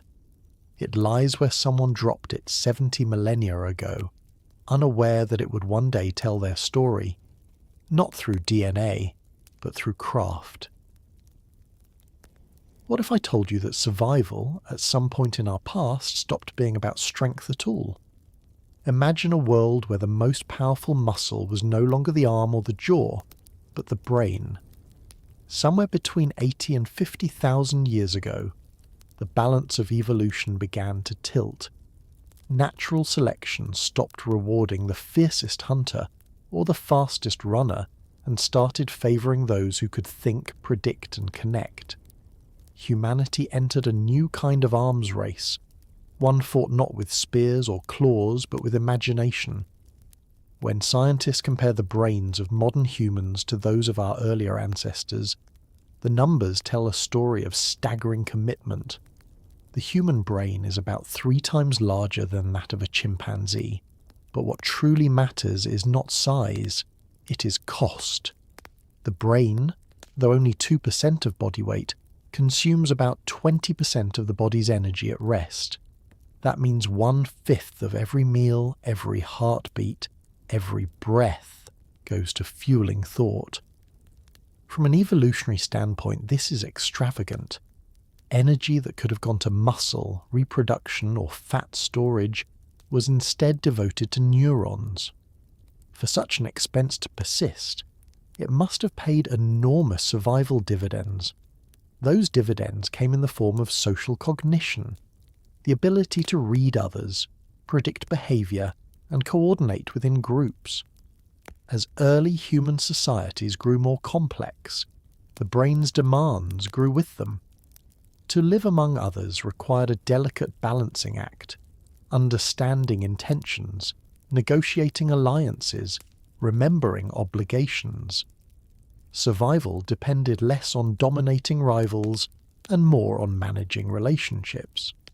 Anthropologists sometimes call this the social brain hypothesis, and it suggests that our intelligence evolved not in the savannah's open plains, but in the invisible landscape of human minds. Fossil endocasts, stone moulds of ancient skulls, give us hints of this neurological transformation. Around 200,000 years ago, the human brain reached its current size, but it was not yet organised as ours is today. Over the following 100,000 years, regions associated with planning, empathy, and symbolic reasoning expanded relative to older, more instinctive centres. This reorganisation, more than mere enlargement, marks the dawn of the cognitive arms race. The neocortex, that thin layer responsible for higher thinking, began to dominate. Beneath it, the limbic system, our emotional core, formed new bridges to reasoning. Feeling and logic, once separate domains, began to intertwine. It is no coincidence that this neurological shift coincided with increasing cooperation. As hunting and gathering grew more coordinated, individuals who could anticipate others' actions gained advantage. A hunter who could infer where a partner might drive a herd, or a mother who could predict a child's need, stood a better chance of success. Over generations, selection favoured not just intelligence, but empathy. The ability to model another's perspective. Empathy is, in essence, prediction refined by care. It allows the brain to simulate other minds, to see from within rather than without. That ability required new neural infrastructure. Studies of modern cognition reveal networks linking the prefrontal cortex to mirror neurons, cells that fire both when we act and when we observe someone else acting. These neurons are often described as the foundation of imitation and understanding. They allow us to feel another's motion, to internalize their experience. Long before philosophy named it, evolution built the machinery for compassion. When one person saw another in pain, the same neural circuits lit within them. Cooperation became instinctive, embedded in biology. But the expansion of empathy also brought complexity. To cooperate effectively, humans had to remember who contributed, who deceived, who could be trusted. Memory and reputation became survival tools. This social calculus demanded enormous cognitive resources. The brain evolved into a living network of relationships, storing not just facts, but histories. Scientists estimate that human working memory expanded significantly during this period, allowing individuals to track dozens of social connections simultaneously. It was no longer enough to be clever, one had to be aware. The costs of this awareness were high. A large brain requires not only more energy, but also more time to grow. Human infants are born helpless because our heads cannot fully develop in the womb. Our pelvises, adapted for bipedal walking, cannot accommodate a fully grown skull. So evolution struck a compromise. We are born early, our brains unfinished. The rest of our neurological wiring develops in response to experience, guided by interaction. That plasticity, the brain's ability to reshape itself through learning, is perhaps the single greatest advantage ever granted to our species. It means that intelligence is not fixed but adaptive, evolving within a lifetime as much as across generations. This flexibility also meant that culture could now shape biology. Children raised in complex social environments developed stronger cognitive skills, which increased their survival and reproduction rates, feeding back into selection for cooperation. Over time, this positive loop produced a mind uniquely tuned to social reality. We became creatures who not only think, but think about thinking, who imagine what others imagine. This recursive awareness, the ability to model layers of perspective, gave rise to storytelling, planning, and morality itself. Yet evolution's generosity came with burdens. A brain built for prediction also fears uncertainty. Anxiety, guilt, and social shame may all be byproducts of our cognitive expansion. They keep us attentive to others' opinions, reinforcing group cohesion at the cost of inner peace. To belong, we learn to self-monitor, to conform, to anticipate disapproval. The same empathy that allows compassion also fuels envy and worry. Evolution is never pure gain. Every adaptation carries shadow. Physiologically, the expansion of the brain demanded anatomical sacrifice. The energy required to sustain neural tissue meant that other systems had to become more efficient. The gut shortened, teeth reduced in size, muscle mass decreased relative to body weight. We traded raw strength for mental precision.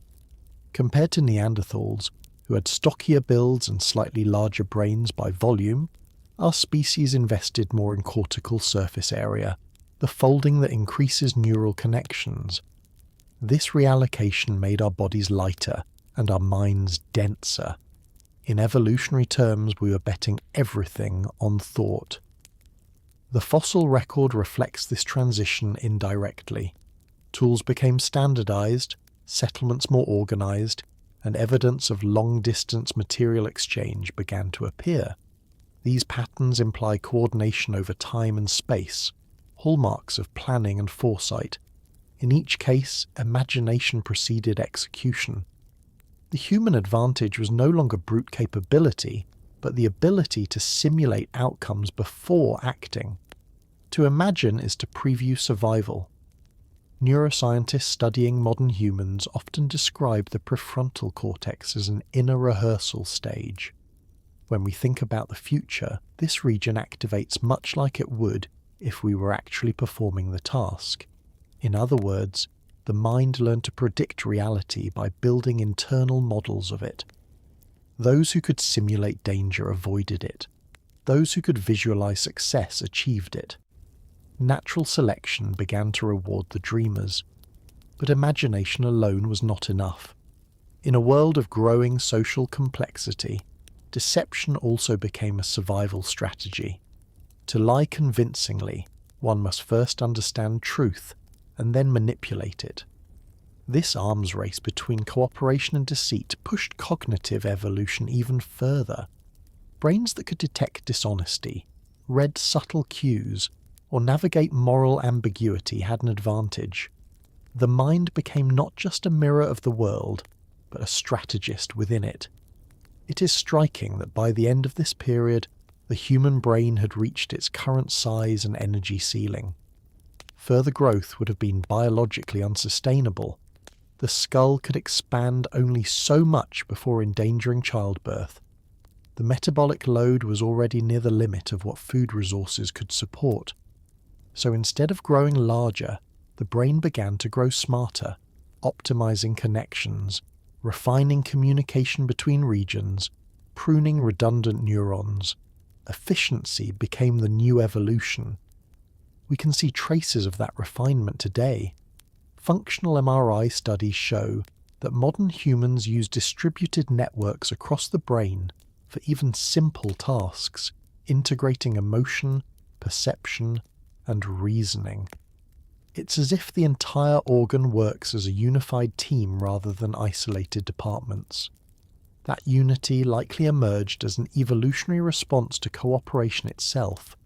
The brain learned to collaborate within so that groups could collaborate without.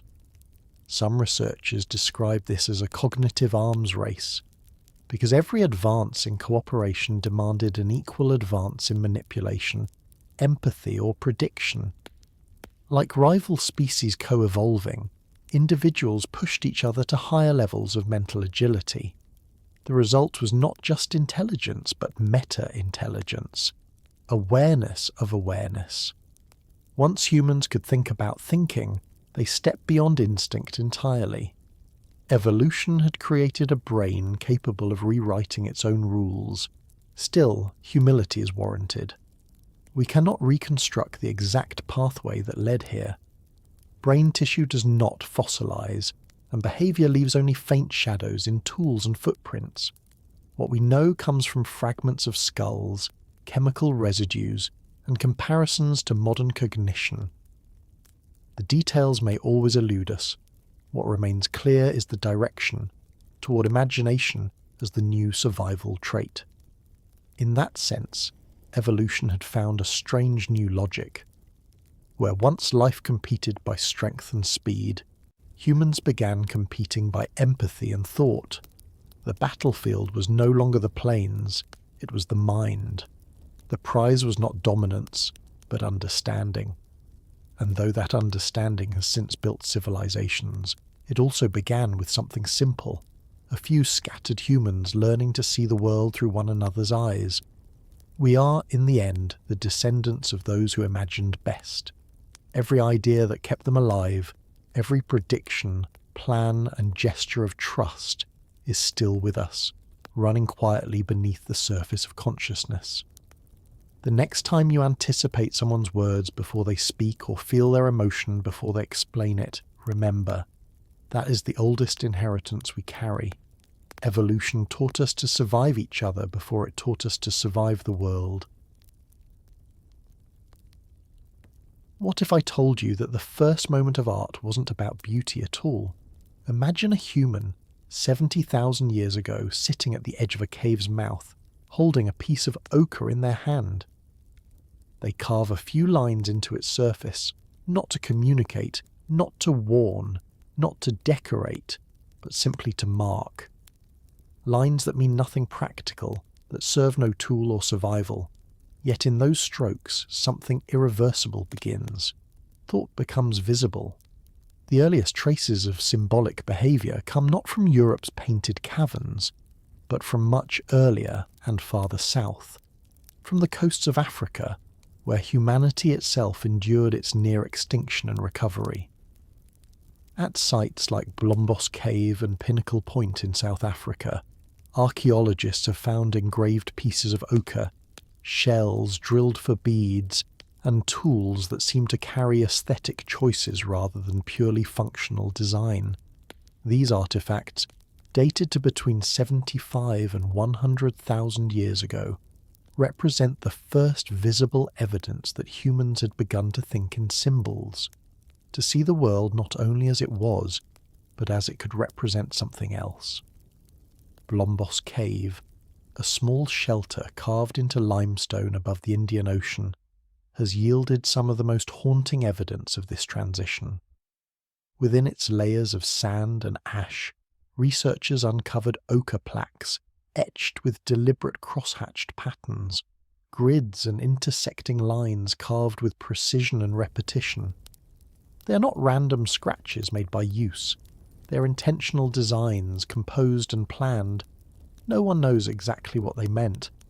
Perhaps they represented ownership, kinship, or nothing at all beyond the act of creation. But that is precisely what makes them revolutionary. They show the human mind beginning to externalize thought in a way that need not be understood by anyone else. A mark could now hold meaning even in silence. At Pinnacle Point, further along the South African coast, other signs of this symbolic awakening appear. Layers of ochre processing tools and pigment residues suggest systematic use of colour, not for art in the modern sense, but likely for body decoration or ritual. Red ochre, rich in iron oxide, may have been used to paint skin, tools, or objects of significance. To stain one's body deliberately is to announce identity, to transform the self into an idea. Colour became a language of belonging, visible even from afar. When a person marked themselves with ochre, they were not only alive, they were recognised. This shift from utility to symbolism marks one of the most profound cognitive steps in evolution. For millions of years, tool-making had been a way to survive.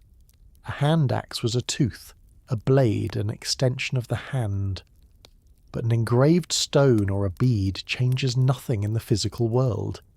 It exists only because of thought, the decision to make something unnecessary, to devote effort to the abstract, means the mind has learned to value ideas as much as function. Culture, not biology, had begun to drive adaptation. To grasp how radical this was, we must remember the world these early artists inhabited. The climate was volatile, the coastlines shifting, the population fragile. Food was scarce and danger constant. Yet amid this uncertainty, humans began to invest in what seemed utterly impractical: symbols, colour, design. This paradox reveals something essential about our species, that meaning itself can be a survival tool. In creating shared symbols, early humans built cohesion. A group marked by the same pigment or pattern became more than a collection of individuals. It became a tribe, a network of minds bound by representation. The abstract made cooperation visible. Archaeologists studying Blombos Cave have found not only the engraved ochres, but also small perforated shells, likely strung together as beads. These are among the earliest known personal ornaments, portable symbols of identity. A bead has no utility in hunting or shelter, yet it carries immense social power. It can mark status, allegiance, or memory. To wear a bead is to project self-awareness, to announce, I am part of something larger. The person who strung those shells had learned the quiet magic of representation, of letting an object carry part of their story. We do not know what prompted this symbolic turn, but it likely arose from the growing complexity of human society. As groups expanded and encounters between strangers became more common, markers of identity may have helped maintain social order. A pigment, a pattern, a type of ornament. These could signal familiarity or trust. In this sense, art began not as decoration but as communication between those who already understood each other and those who didn't. It was the first universal handshake. What makes Blombos and Pinnacle Point so extraordinary is not just their age, but their consistency. The patterns repeat across generations, suggesting that symbolism was not a fleeting experiment but a learned tradition. That repetition implies teaching. One person showing another how to carve the same pattern, how to prepare the pigment, how to string the shells. The marks outlived their makers, transmitting not information but imagination. This is where archaeology brushes against philosophy. When a human draws a line that means nothing practical, they are saying something profound about consciousness. They're saying, I exist in a world that can be represented. The engraved ochres of South Africa may not form words or depict recognizable figures, but they embody a new kind of freedom, the ability to detach meaning from necessity. It was a quiet revolution that changed the logic of existence itself. From a neurological perspective, this symbolic behavior reflects a fully modern mind. It requires abstract reasoning, long-term memory, and the capacity to associate one thing with another in non-literal ways. The brain had learned to bridge the gap between perception and concept. This ability, once evolved, cascaded into everything that would follow, from language and myth to mathematics and art. The same neural circuits that let an ancient human engrave a cross-hatched pattern would one day let their descendants design a cathedral or write a poem. Even the choice of ochre as a medium holds significance. Unlike transient materials such as leaves or bark, ochre endures. It is earth itself transformed into message. In using it, humans began to inscribe their presence onto the planet. Long before writing, before sculpture or architecture, there was pigment pressed into stone, a fingerprint of thought. That continuity is staggering. The same pigment used in African caves 70,000 years ago is still used in art today. Every brushstroke of red carries a whisper from that ancient world. Some researchers suggest that these early symbolic acts served cognitive functions as much as social ones. By externalizing thought into marks and colors, humans lighten the burden of memory. A pattern scratched into stone becomes a storage device, a way to anchor abstract ideas outside the mind.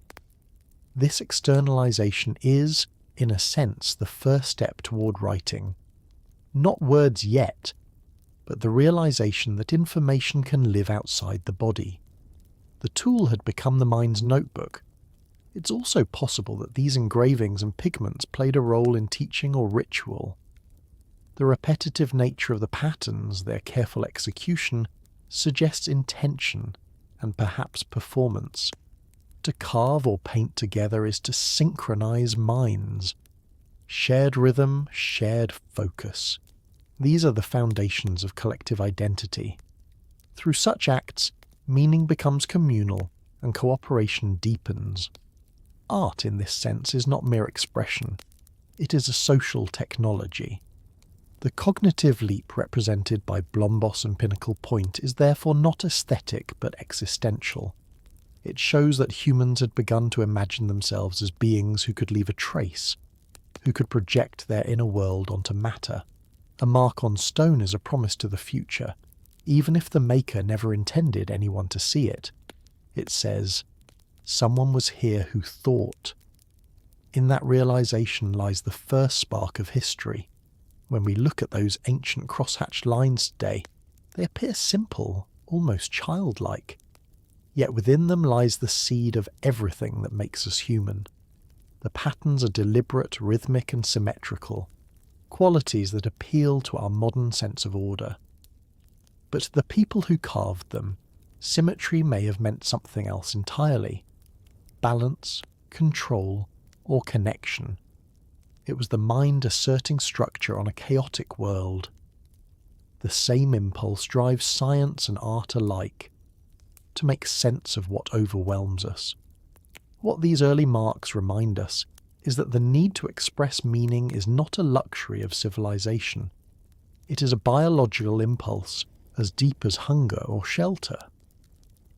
When early humans began to carve, paint, and adorn, they were not merely decorating their world, they were defining their place within it. They were learning to see themselves as participants in something larger than survival, as storytellers in a vast unfolding narrative. In those caves on the southern coast of Africa, humanity left its first echo, not in words or monuments, but in scratches of ochre that defied extinction. The marks are still there today, waiting under layers of dust and time, reminding us that the first art was not about being understood. It was about existing visibly in a world that could forget. Imagine this. A hunter limps back to camp, his leg shattered, unable to walk or hunt again. In most of nature, this would be a death sentence. But for early humans, something different happens. The group gathers around. Food is brought to him. The wound is cleaned. Days turn into weeks, and somehow the man survives. His bones, now fossilized, will one day be found, healed, imperfectly fused but strong enough to tell the story of something new in evolution. Not strength, not speed, but care. Somewhere around 70 to 50,000 years ago, survival began to depend less on dominance and more on connection. The evidence lies quietly in the archaeological record, not in tools or art, but in bones. At sites across Africa and the Near East, skeletons of early Homo sapiens show signs of severe injury and disease that healed long before death. Fractured skulls, missing limbs, degenerative joints, all conditions that would have rendered a person helpless alone. Yet these individuals lived long enough for their wounds to knit, their bones to remodel. Someone fed them, protected them, and kept them warm. In evolutionary terms, this was astonishing.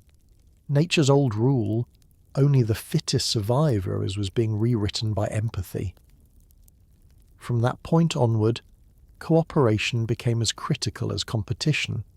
The harsh environments of the late Pleistocene demanded collaboration, the coordination of hunts, the sharing of food, the pooling of shelter.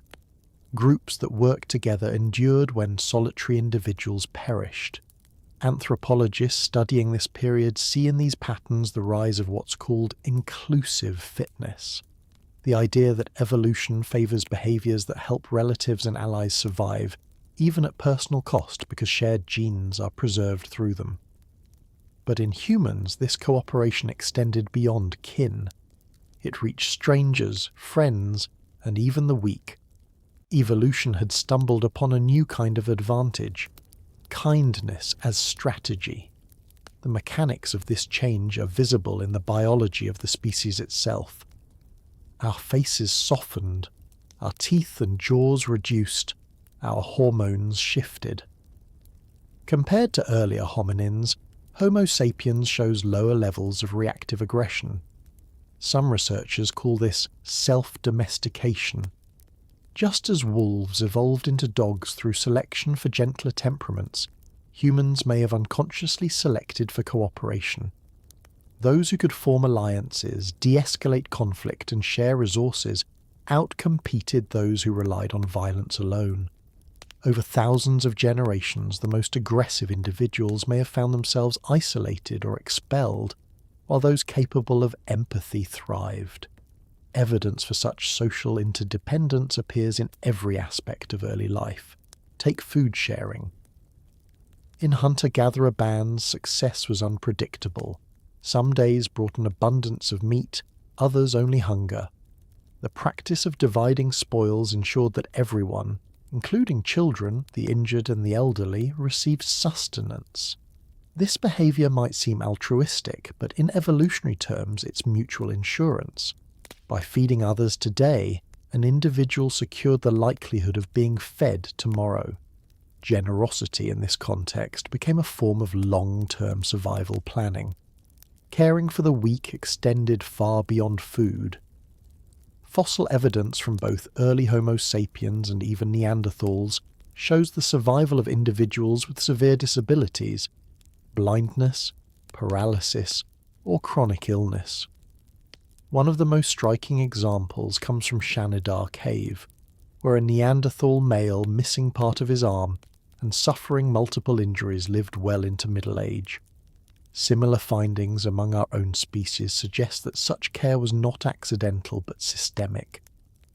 Groups understood that every life carried value, not just as labour, but as memory and knowledge. The elders who could no longer hunt were repositories of experience, guiding younger members through the landscape of danger and scarcity. In protecting them, humans preserved information. This shift toward cooperation also left its mark on our brains. The neural circuits that govern empathy, emotion, and reward became deeply intertwined. Helping others began to trigger the same pleasure pathways as eating or mating. Neurochemicals like oxytocin reinforced bonds between individuals, making trust biologically gratifying. In evolutionary terms, this created a feedback loop. Cooperation felt good, so it persisted. Those predisposed to kindness were more likely to be included, protected, and allowed to reproduce. Compassion was not an exception to natural selection. It was its new expression. Even the structure of early human societies began to reflect this dynamic. Archaeological studies of camp layouts show evidence of shared hearths and communal spaces, suggesting that daily life was organized around cooperation rather than hierarchy. Resources such as water, firewood, and food appear to have been distributed equitably within groups. The same pattern appears in the distribution of artifacts, tools made by different hands, shared between users. In these microcosms of survival, fairness itself became an adaptive trait. Still, this cooperative model did not erase conflict. Competition remained, but it changed form. Instead of brute dominance, social status began to rely on reputation. Those who shared, who contributed, who maintained harmony gained prestige, and with it, influence and mating opportunities. Anthropologists call this reciprocal altruism, but in simpler terms it's the social logic of empathy. To be trusted is to be powerful. Over time, selection favoured individuals who could read others' intentions, manage relationships, and suppress impulses that endangered cohesion. Emotional intelligence became as critical to survival as physical skill. One might imagine that such gentler traits made humans vulnerable to exploitation, but the opposite seems true. Cooperative groups could sustain higher population densities, coordinate complex hunts, and migrate more effectively. The pooling of resources meant that risk could be spread, innovation shared, and crises weathered. It is no coincidence that the same era producing symbolic art and complex tools also shows evidence of social networks spanning vast distances. Cooperation and creativity evolved together, each reinforcing the other. The fossil record captures this balance between fragility and resilience. Healed rib fractures, arthritis, and tooth loss all tell the same story: survival through others. A jawbone from an early human found at Kafse in Israel shows complete tooth loss, yet the individual lived for years afterward. Someone must have chewed food for them, cared for them, and deemed their life worth preserving. These moments are the quiet evidence of an emotional revolution. They show that by 70,000 years ago, our species had begun to prioritize collective survival over individual dominance. From an evolutionary perspective, this shift was profound. Cooperation doesn't just ensure survival, it accelerates learning.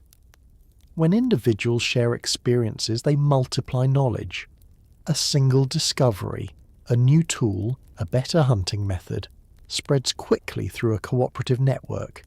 This collective intelligence creates cultural evolution, which moves far faster than genetic evolution. The kind brain, the one wired for empathy, thus becomes the most successful. In this way, kindness became not an exception to natural selection, but its newest adaptation. Evolution, it turns out, does not always reward cruelty. When environments are harsh and unpredictable, no single body can hold all the skills needed to survive. Only the group can, and groups thrive when trust outweighs fear. Cooperation in this sense is not moral, it is mathematical. It is the logic of survival shared between many hearts.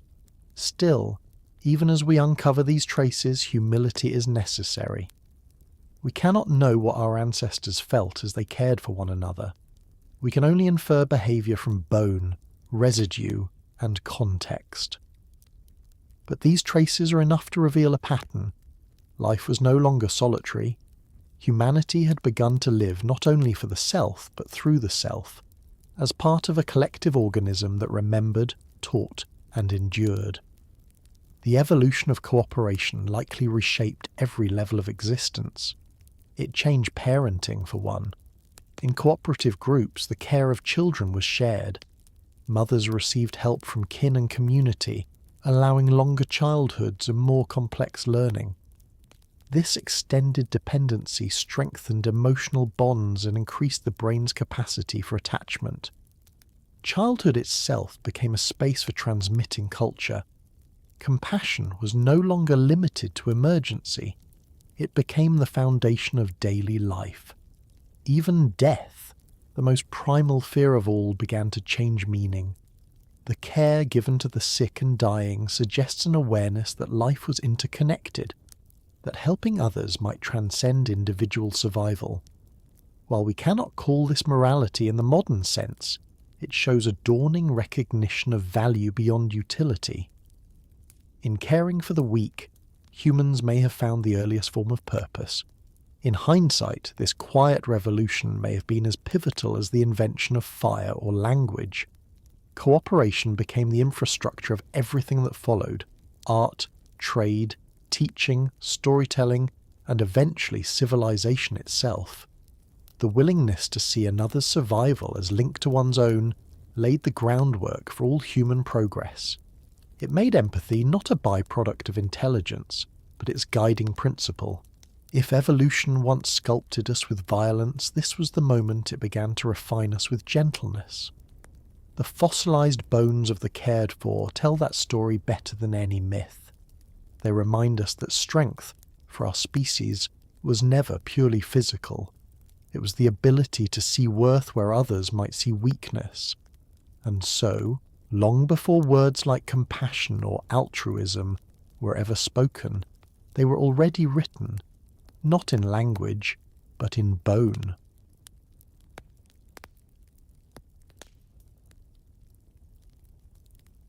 Imagine this. The air grows thinner, colder, and still. Winds sweep across continents like a whisper from the poles. The great glaciers, heavy with their silence, begin to descend again, reaching fingers of ice toward lands that only recently had felt the breath of warmth. Rivers shrink, deserts expand, and across the scattered refuges of humanity, the firelight flickers a little lower. Between 60,000 and 30,000 years ago, the planet entered one of its most unpredictable moods. For our ancestors, this wasn't simply weather, it was destiny. The world after the Toba eruption never truly returned to the same rhythm. Volcanic dust had faded, but its shadow lingered in the climate system, a delayed pulse in a planet still catching its breath.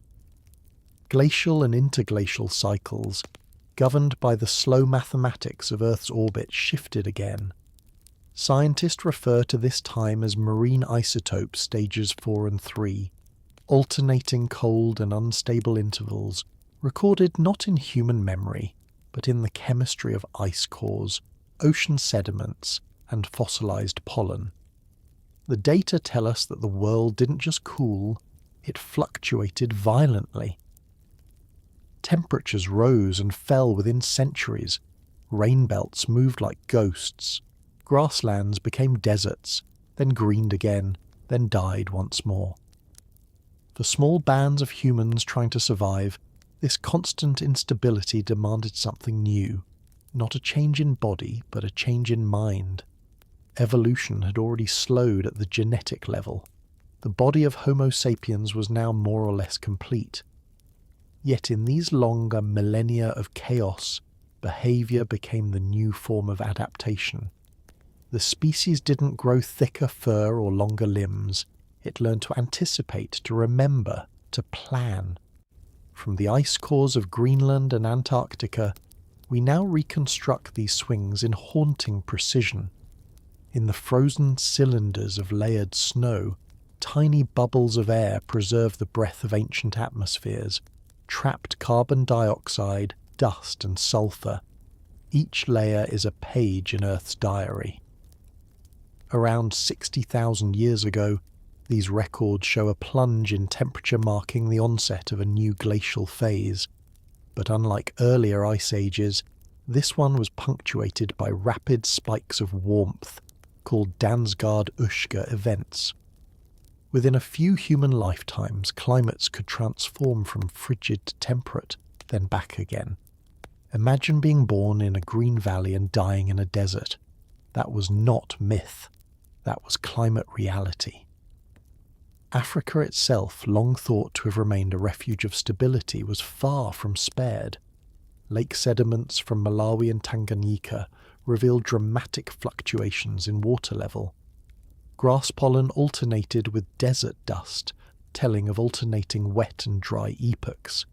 In East Africa, monsoons weakened, and savannas receded into patches of scrubland. The old predictable ecosystems that had nurtured humanity for hundreds of thousands of years fractured into mosaics of survival. Those who lived near coasts turned increasingly to marine food. Those inland followed shrinking herds through dust and wind. What's striking about this period is not the suffering, but the ingenuity it sparked. The archaeological record shows small but telling shifts. Flexible diets, seasonal mobility, and resource diversification. Humans began to exploit environments previously deemed marginal: dry steppe, mountain foothill, and coastal marsh.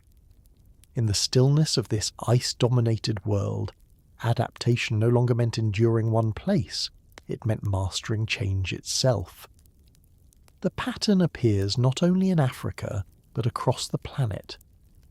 Less deposits in China record storms of fine dust carried by glacial winds, while stalagmites in caves of Europe and Arabia preserve chemical traces of fluctuating rainfall. These lines of evidence paint a single global picture, a species forced to live within uncertainty. It's possible that in this crucible, humanity learned a lesson that would define its future, the art of flexibility. One can imagine small groups of early humans watching the seasons with unprecedented attention, reading cloud movements, bird migrations, or the scent of rain in the air. These weren't mere observations, they were acts of survival. The brain, shaped over millions of years for pattern recognition, now turned its focus not on predators, but on time itself. Climate became an opponent and a teacher, sculpting a new kind of intelligence, the predictive mind. And yet, despite the cold, some regions became unlikely sanctuaries. In parts of southern Africa, the coastline provided stable resources through shellfish and plant roots. In India, river valleys and refuges like the Narmada Basin offered oases during dry phases. In Australia, though still unpeopled by modern humans, climate records show similar pulses that one day would test those who crossed later. The Ice Age was not uniform. It was a quilt of extremes stitched together by chance. From a biological standpoint, what's extraordinary is how little Homo sapiens changed physically during this era. Neanderthals, living further north, had long adapted to cold with shorter limbs and broad torsos. We did not. Instead, our species used innovation as insulation. The use of tailored clothing, inferred from bone needles and hide-scraping tools, likely emerged around this time. So too did improved shelters, perhaps semi-subterranean or lined with animal skins. These were not inventions of comfort, but of endurance. Each idea was a new layer between the body and the ice. Even fire, humanity's oldest ally, became more sophisticated in its use. Charcoal remains from caves and hearths show repeated control of fire intensity, suggesting people learned to ration fuel, maintain heat, and reduce smoke in enclosed spaces. The flames that once merely warmed became instruments of planning. Each ember was a microcosm of foresight. From the viewpoint of genetics, this period also reveals a peculiar quiet.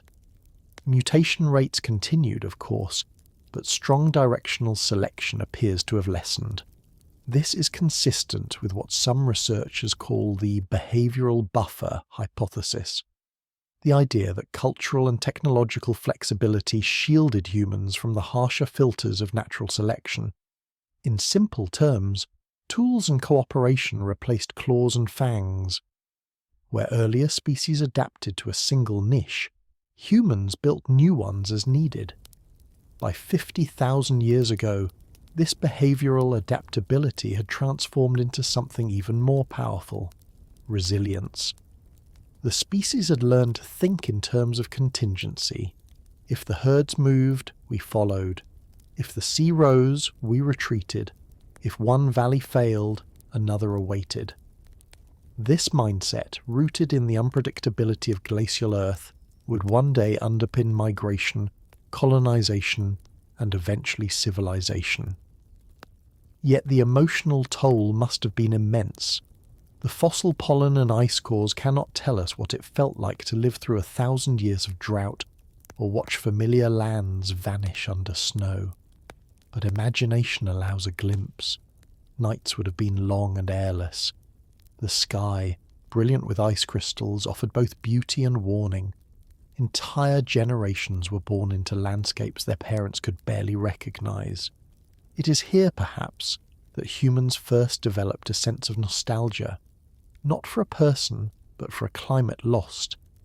In some sense, the planet itself was testing the very adaptation it had forged. The cycles of instability between 60 and 30,000 years ago acted like evolutionary rehearsals. Each fluctuation eliminated those unable to adapt quickly and rewarded cooperation, innovation, and memory. Over time, these traits became the invisible architecture of the human mind, habits of thought that made survival not a coincidence but a skill. One fascinating clue lies in the isotopic records of human teeth from this era. By analysing oxygen and carbon signatures, scientists can reconstruct diet and mobility. Many individuals show seasonal variation, suggesting that groups rotated between ecological zones, highlands in one season, coasts in another. This pattern implies not only knowledge of geography, but also long-term planning. Migration was no longer random wandering, it was rhythm.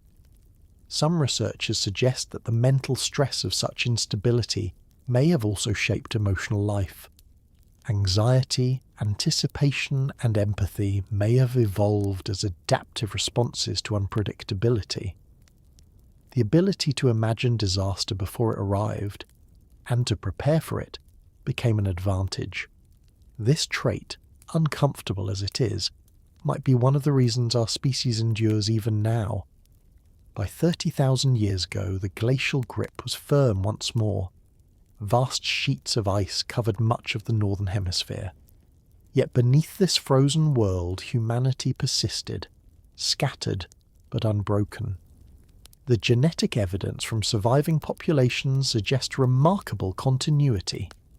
Proof that small communities weathered even the harshest centuries. They did so not through strength or specialization, but through adaptability and cooperation. The Ice Age, often remembered for its brutality, may have been our greatest teacher. It showed that survival was no longer about mutational muscle, but mind. The forces that once carved valleys and shifted oceans now sculpted thought itself. In the long silence between storms, humanity learned to anticipate, to endure, and to imagine beyond the horizon. And as the cold deepened, something else stirred, an awareness that survival alone was not enough. The same minds that had learned to predict the weather began to wonder about its meaning. The skies, once only observed for survival, would soon become symbols, a canvas for stories, gods, and time itself. But that, as always, came later.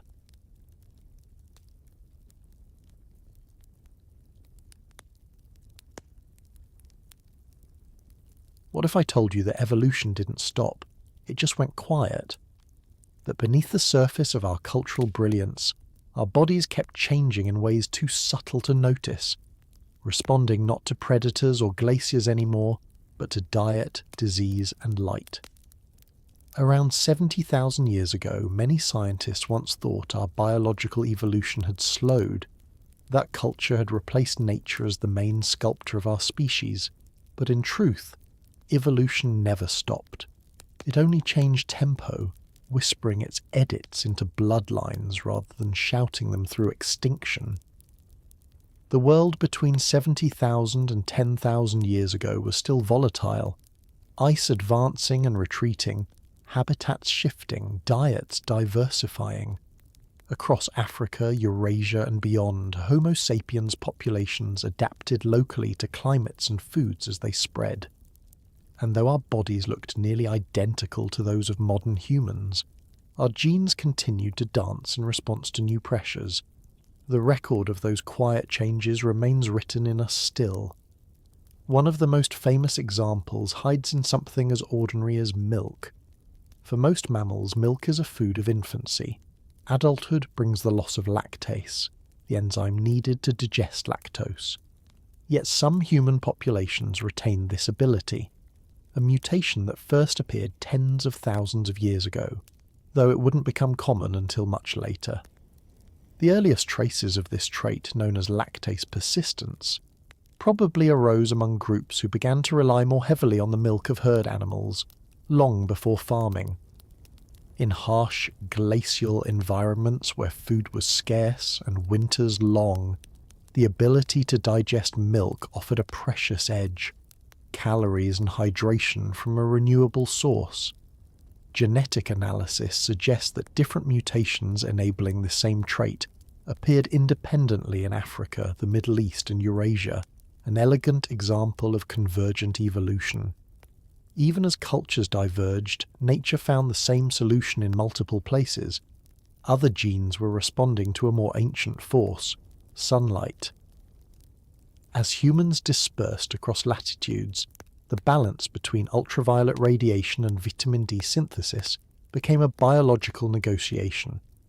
In equatorial regions, dark pigmentation provided protection against DNA damage and folate depletion. Farther from the tropics, where sunlight weakened, lighter skin allowed more efficient vitamin D production. This adaptation did not unfold overnight. It was a slow drift, perhaps over tens of thousands of years, fine-tuned by the light that fell upon each landscape. Melanin, the pigment that defines so much of human appearance, was not a mark of division, but of adaptation to differing skies. The story of pigmentation carries another layer: hair and sweat. As climates fluctuated, selection favoured skin that could cool efficiently under heat and retain warmth under cold. Sparse body hair, once thought to be a trivial quirk, was actually a triumph of thermoregulation, a living adaptation for long-distance endurance in open landscapes. These small physiological adjustments, invisible to the fossil record, were no less evolutionary than the rise of symbolic thought or language. They remind us that evolution is not always dramatic. Sometimes it's the quiet negotiation between light and blood. Another realm of constant change lay within our immune systems. As humans spread into new environments, they encountered new pathogens, parasites, bacteria, and viruses that had evolved alongside local fauna. Each region became a genetic battlefield. Those who survived carried within them mutations that offered defense. The HLA complex, a set of genes that regulate immune response, diversified rapidly during this era, ensuring that no single infection could wipe out an entire group. Some of these defenses came at a cost. The same genetic variants that guard against malaria, for instance, can cause sickle cell anemia when inherited in double. Evolution is pragmatic, not perfect. Survival sometimes means trading comfort for resilience. In colder climates, another adaptation quietly emerged, one less visible but measurable in metabolism. Populations enduring glacial winters developed higher basal metabolic rates, enabling their bodies to generate heat more efficiently. This may have been linked to subtle shifts in thyroid function or brown adipose tissue activity, allowing better cold tolerance. In contrast, groups in tropical environments maintained leaner builds optimized for heat dissipation. The diversity in body form that anthropologists once described as racial was, in truth, a mosaic of environmental fine-tuning, plastic responses sculpted by selection, geography, and chance. Even the air itself shaped us. At high altitudes, thin oxygen presented one of evolution's sharpest tests. Populations living for millennia in mountain regions, such as the Tibetan Plateau, the Ethiopian highlands, and the Andes, each evolved unique genetic adaptations to cope with hypoxia. In Tibetans, a variant in the EPAS1 gene, possibly inherited through ancient interbreeding with Denisovans, allows efficient oxygen use without thickening the blood. In Ethiopians, a different molecular route achieves a similar outcome. This convergence once again reveals evolution's creativity. Many roads lead to survival, but each reflects a shared pressure written in different genetic dialects. These examples, milk, skin, immunity, altitude, all share a common thread. Natural selection responding not to cataclysm, but to continuity. After the great crises of the Pleistocene, humanity entered a slower but more intricate phase of adaptation. Where once survival meant outrunning predators, now it meant negotiating microbes, climates, and nutrition. The selective forces became smaller but more constant, weaving evolution into everyday life. One subtle but profound factor in this process was population size. The post-bottleneck recovery that began after the Toba eruption expanded human genetic diversity, but not evenly. Isolated groups accumulated different mutations. Some were beneficial, most were neutral. Genetic drift, the random fluctuation of gene frequencies, became a major player in shaping variation. Unlike the directional force of selection, drift is blind, governed by chance and demography.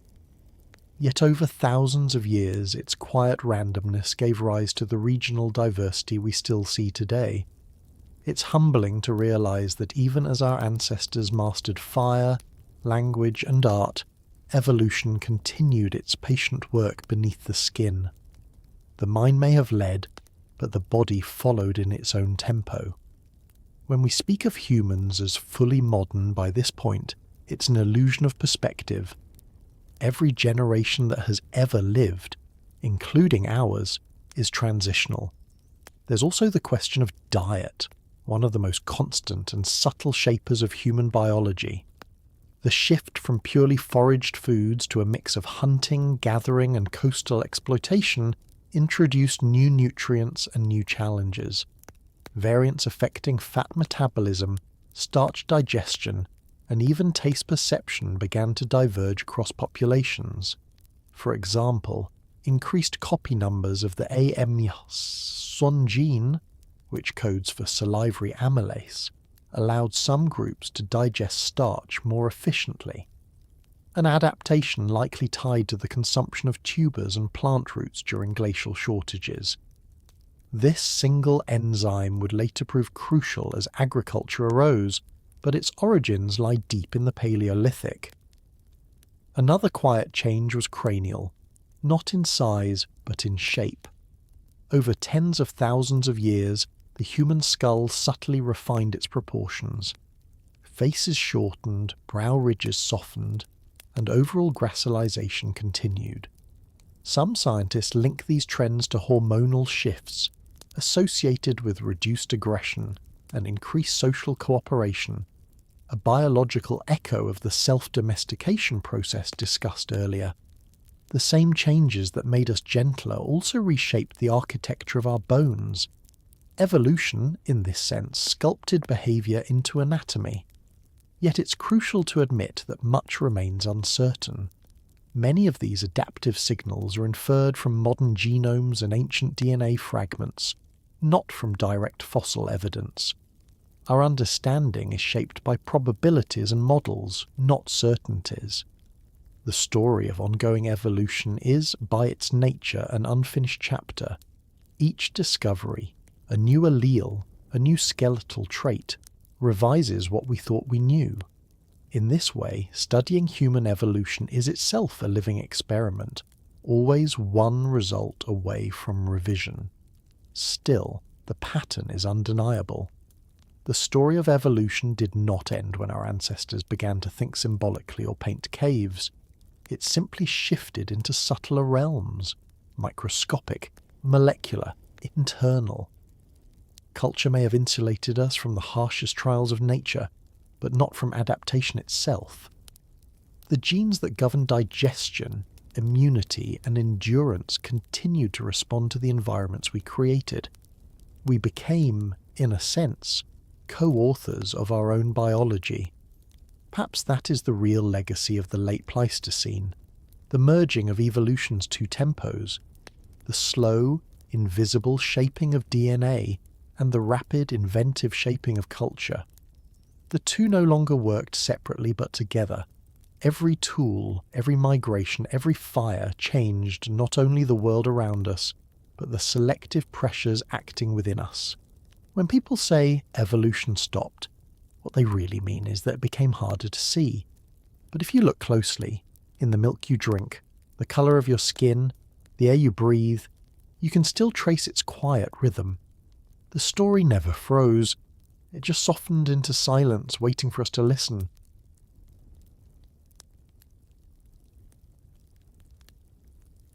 Imagine this. The same hands that once fed a fire beneath an Ice Age sky will, tens of thousands of years later, shape the walls of the first city. The same eyes that once watched glaciers retreat will one day watch towers rise. And the same mind that learned to survive cold and famine will soon learn to predict seasons, count harvests, and measure time. Everything that we now call civilization, every story, law, and empire, began not with invention, but with stabilization. Around the close of the Pleistocene, as the great climate softened and humanity spread, something remarkable happened. Evolution slowed, but culture accelerated. The long experiment of Homo sapiens had reached equilibrium. From that still point, the future began. By 30,000 years ago, our species had endured almost every trial the planet could offer. Volcanic winters, ice age deserts, rising seas. The genetic bottleneck that once threatened extinction was now a memory, carried silently in mitochondrial whispers. Populations began to grow again, scattered across continents, yet bound by a shared inheritance. Minds built for cooperation and foresight. The brain, though biologically unchanged from the one that lit the first fires 70 millennia earlier, had become an instrument of culture, a new form of evolution, faster and more fluid than genes. The landscape of Earth, too, was transforming. Ice sheets withdrew, exposing fertile valleys and floodplains. Glacial melt fed new rivers. Tundra gave way to forest. Where scarcity once dictated movement, abundance began to invite settlement.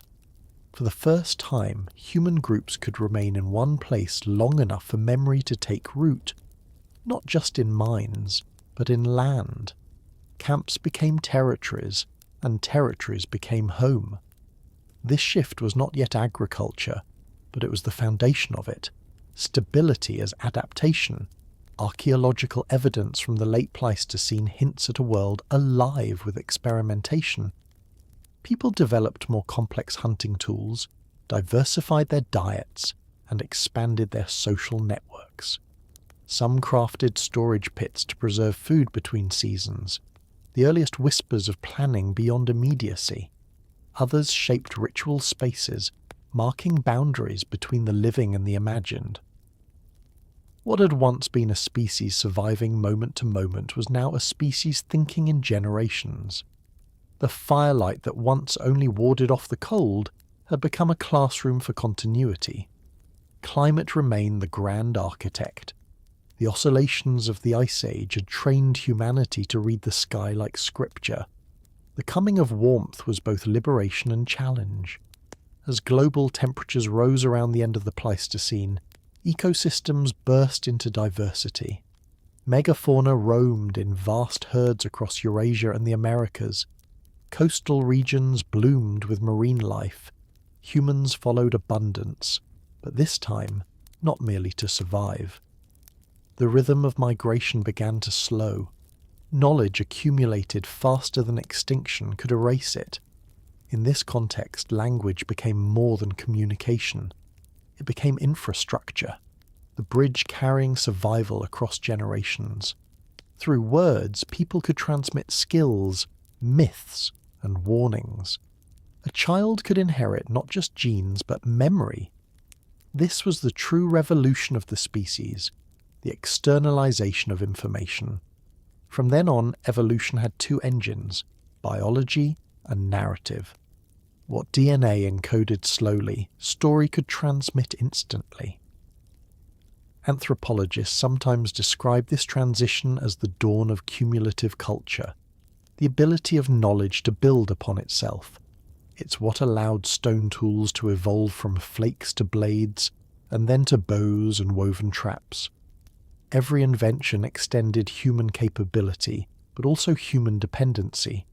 Fire led to cooking, which reshaped digestion. Clothing altered skin's contact with the sun. Shelters changed our tolerance for weather.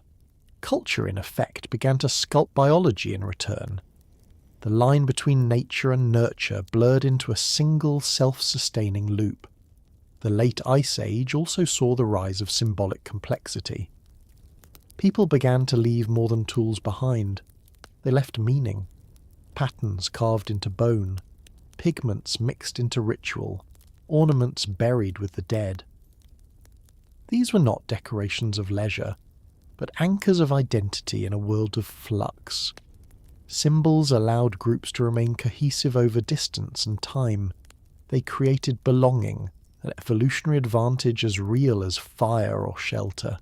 By this point, humanity's greatest threat was no longer extinction, but success. Populations expanded slowly but steadily. Camps grew into clusters of families.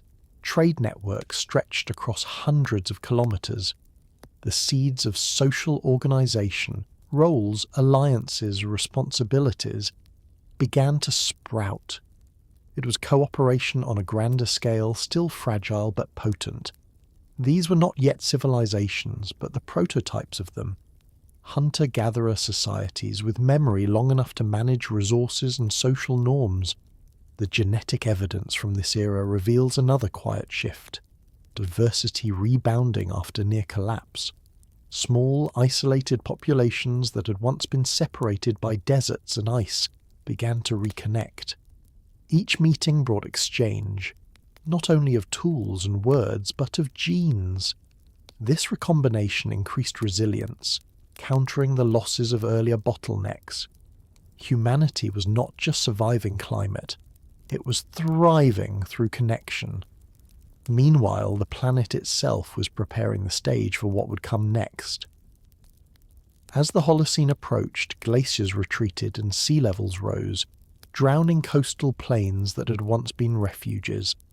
These floods, later remembered in myths of deluge, forced populations to higher ground, often along river valleys, the same regions that would one day host the first farms and cities. In that sense, geography was destiny.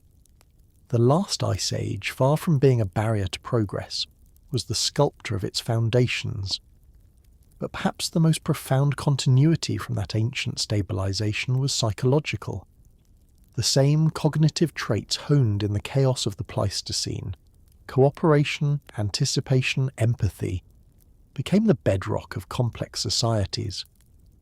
The ability to imagine another's perspective, once vital for small group survival, scaled upward into governance, art, and law. The same emotional circuitry that once bonded families around a fire would later bind strangers into nations. Civilization at its core was empathy made infrastructure. Even energy, that eternal driver of complexity, traces its lineage back to the firelight of our ancestors. Fire was the first external energy source, allowing humans to transcend metabolic limits. With it, we softened food, extended day into night, and transformed landscapes. The mastery of controlled combustion in the Pleistocene was not just survival, it was a preview of the thermodynamic mastery that would one day power cities. Every engine, every furnace, every electric glow, all descend from that primal flame. To see this continuity is to see civilization not as a rupture, but as an unbroken flow. The farmers, engineers, and storytellers of later ages were not a new species. They were extensions of the same nervous system that once navigated glacial winds and volcanic ash. Each invention, from the spear point to the plough, was an echo of a lesson learned under the Pleistocene sky. Adapt not by changing your body, but by changing your world. In this light, the Ice Age becomes less unending and more a chrysalis. Out of its cold silence emerged a species capable of self-direction, the ability to design its own environments, to dream futures before they existed. The first true architects of change were not builders of stone, but of memory. Still, it's important to remain humble before this narrative. The line from firelight to city street was not inevitable. Countless branches of possibility were pruned along the way. Many human populations never adopted agriculture or urban life, yet thrived for millennia as stewards of wild landscapes. Civilization in that sense was not evolution's goal, only one of its many experiments. What unites them all is continuity. Whether foraging or farming, painting or programming, humans remain bound to the same ancient equation: the need to cooperate against uncertainty. The lessons learned in the Ice Age, to plan, to share, to imagine, are the ones that made everything else possible. Every wall, every word, every ritual is a distant echo of that long stabilization after near extinction. As the last glaciers melted and the Holocene dawned, humanity found itself in a new kind of world, warmer, greener, more forgiving. But beneath that apparent peace, the same restless creativity continued to hum. We'd learned to survive by changing our surroundings faster than they could change us. It was this feedback loop, culture amplifying cognition, that turned adaptation into acceleration. The civilizations that would later rise were simply the latest expression of that ancient principle. So when we look at a city skyline today, we are really looking at the extended body of Homo sapiens, the long echo of a mind that first saw stability not as an end, but as a beginning. The moment evolution paused was not when history stopped. it was when history began. From that stillness, everything human unfolded. What if I told you that evolution never ended? It simply moved inside. That somewhere between firelight and language, the great experiment of life shifted its battlefield from bone to thought, from mutation to meaning. For billions of years, life adapted through bodies, through teeth and claws, fur and feather. But at some point our species began to adapt through memory instead. We stopped changing shape and started changing story.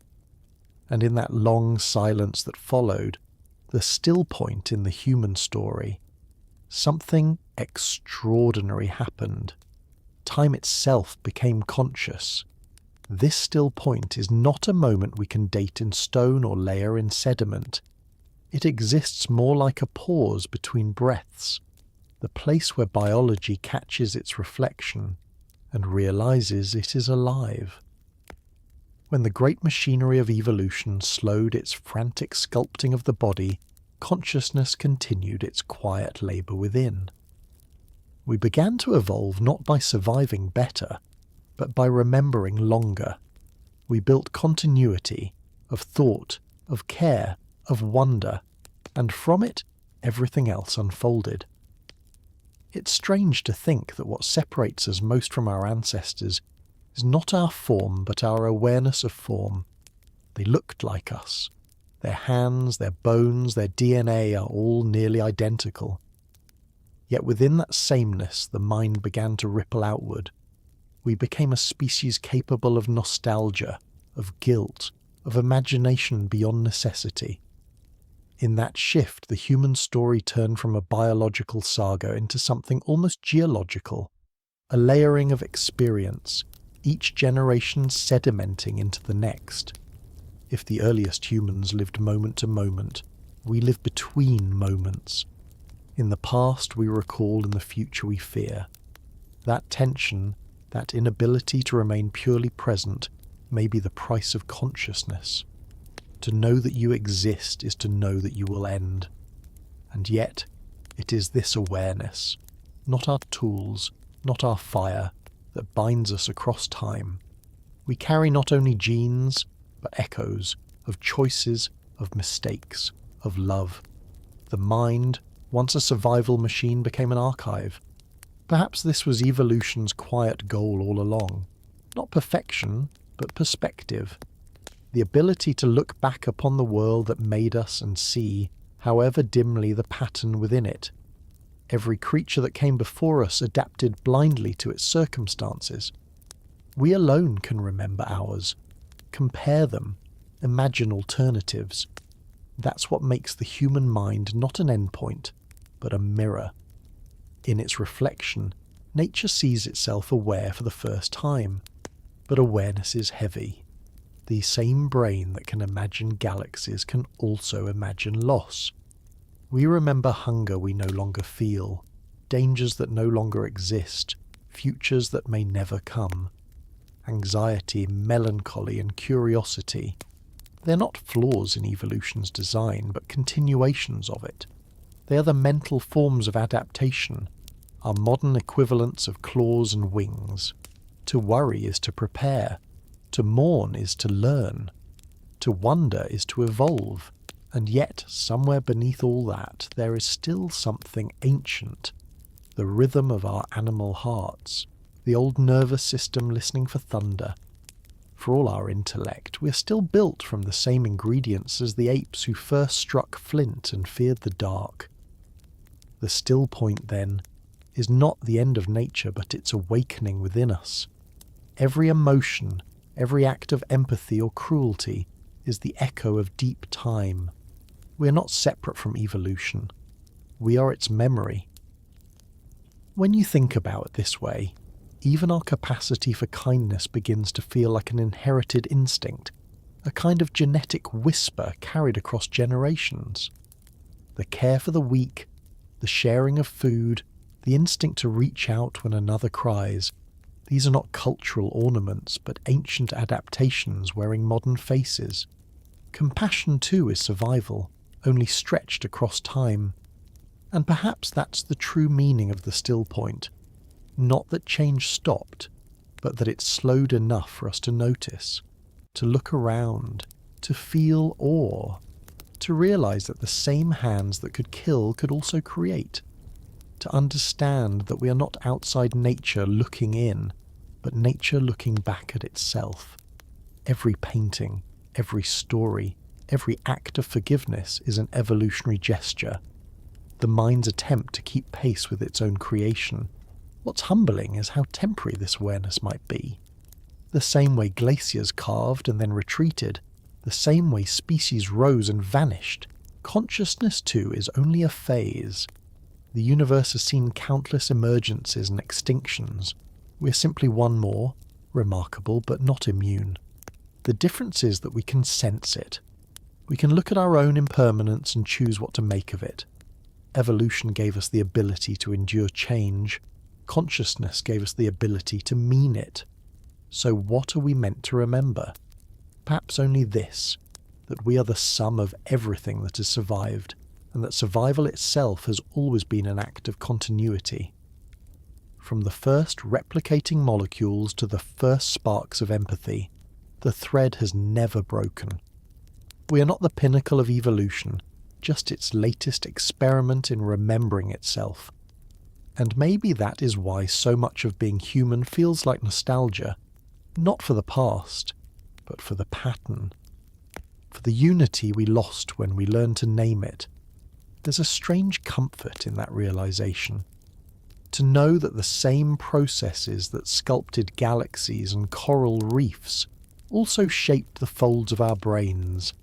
To realize that every thought, every word, is just another form of energy-finding structure. The stars burn hydrogen into heavier elements. We burn experience into meaning.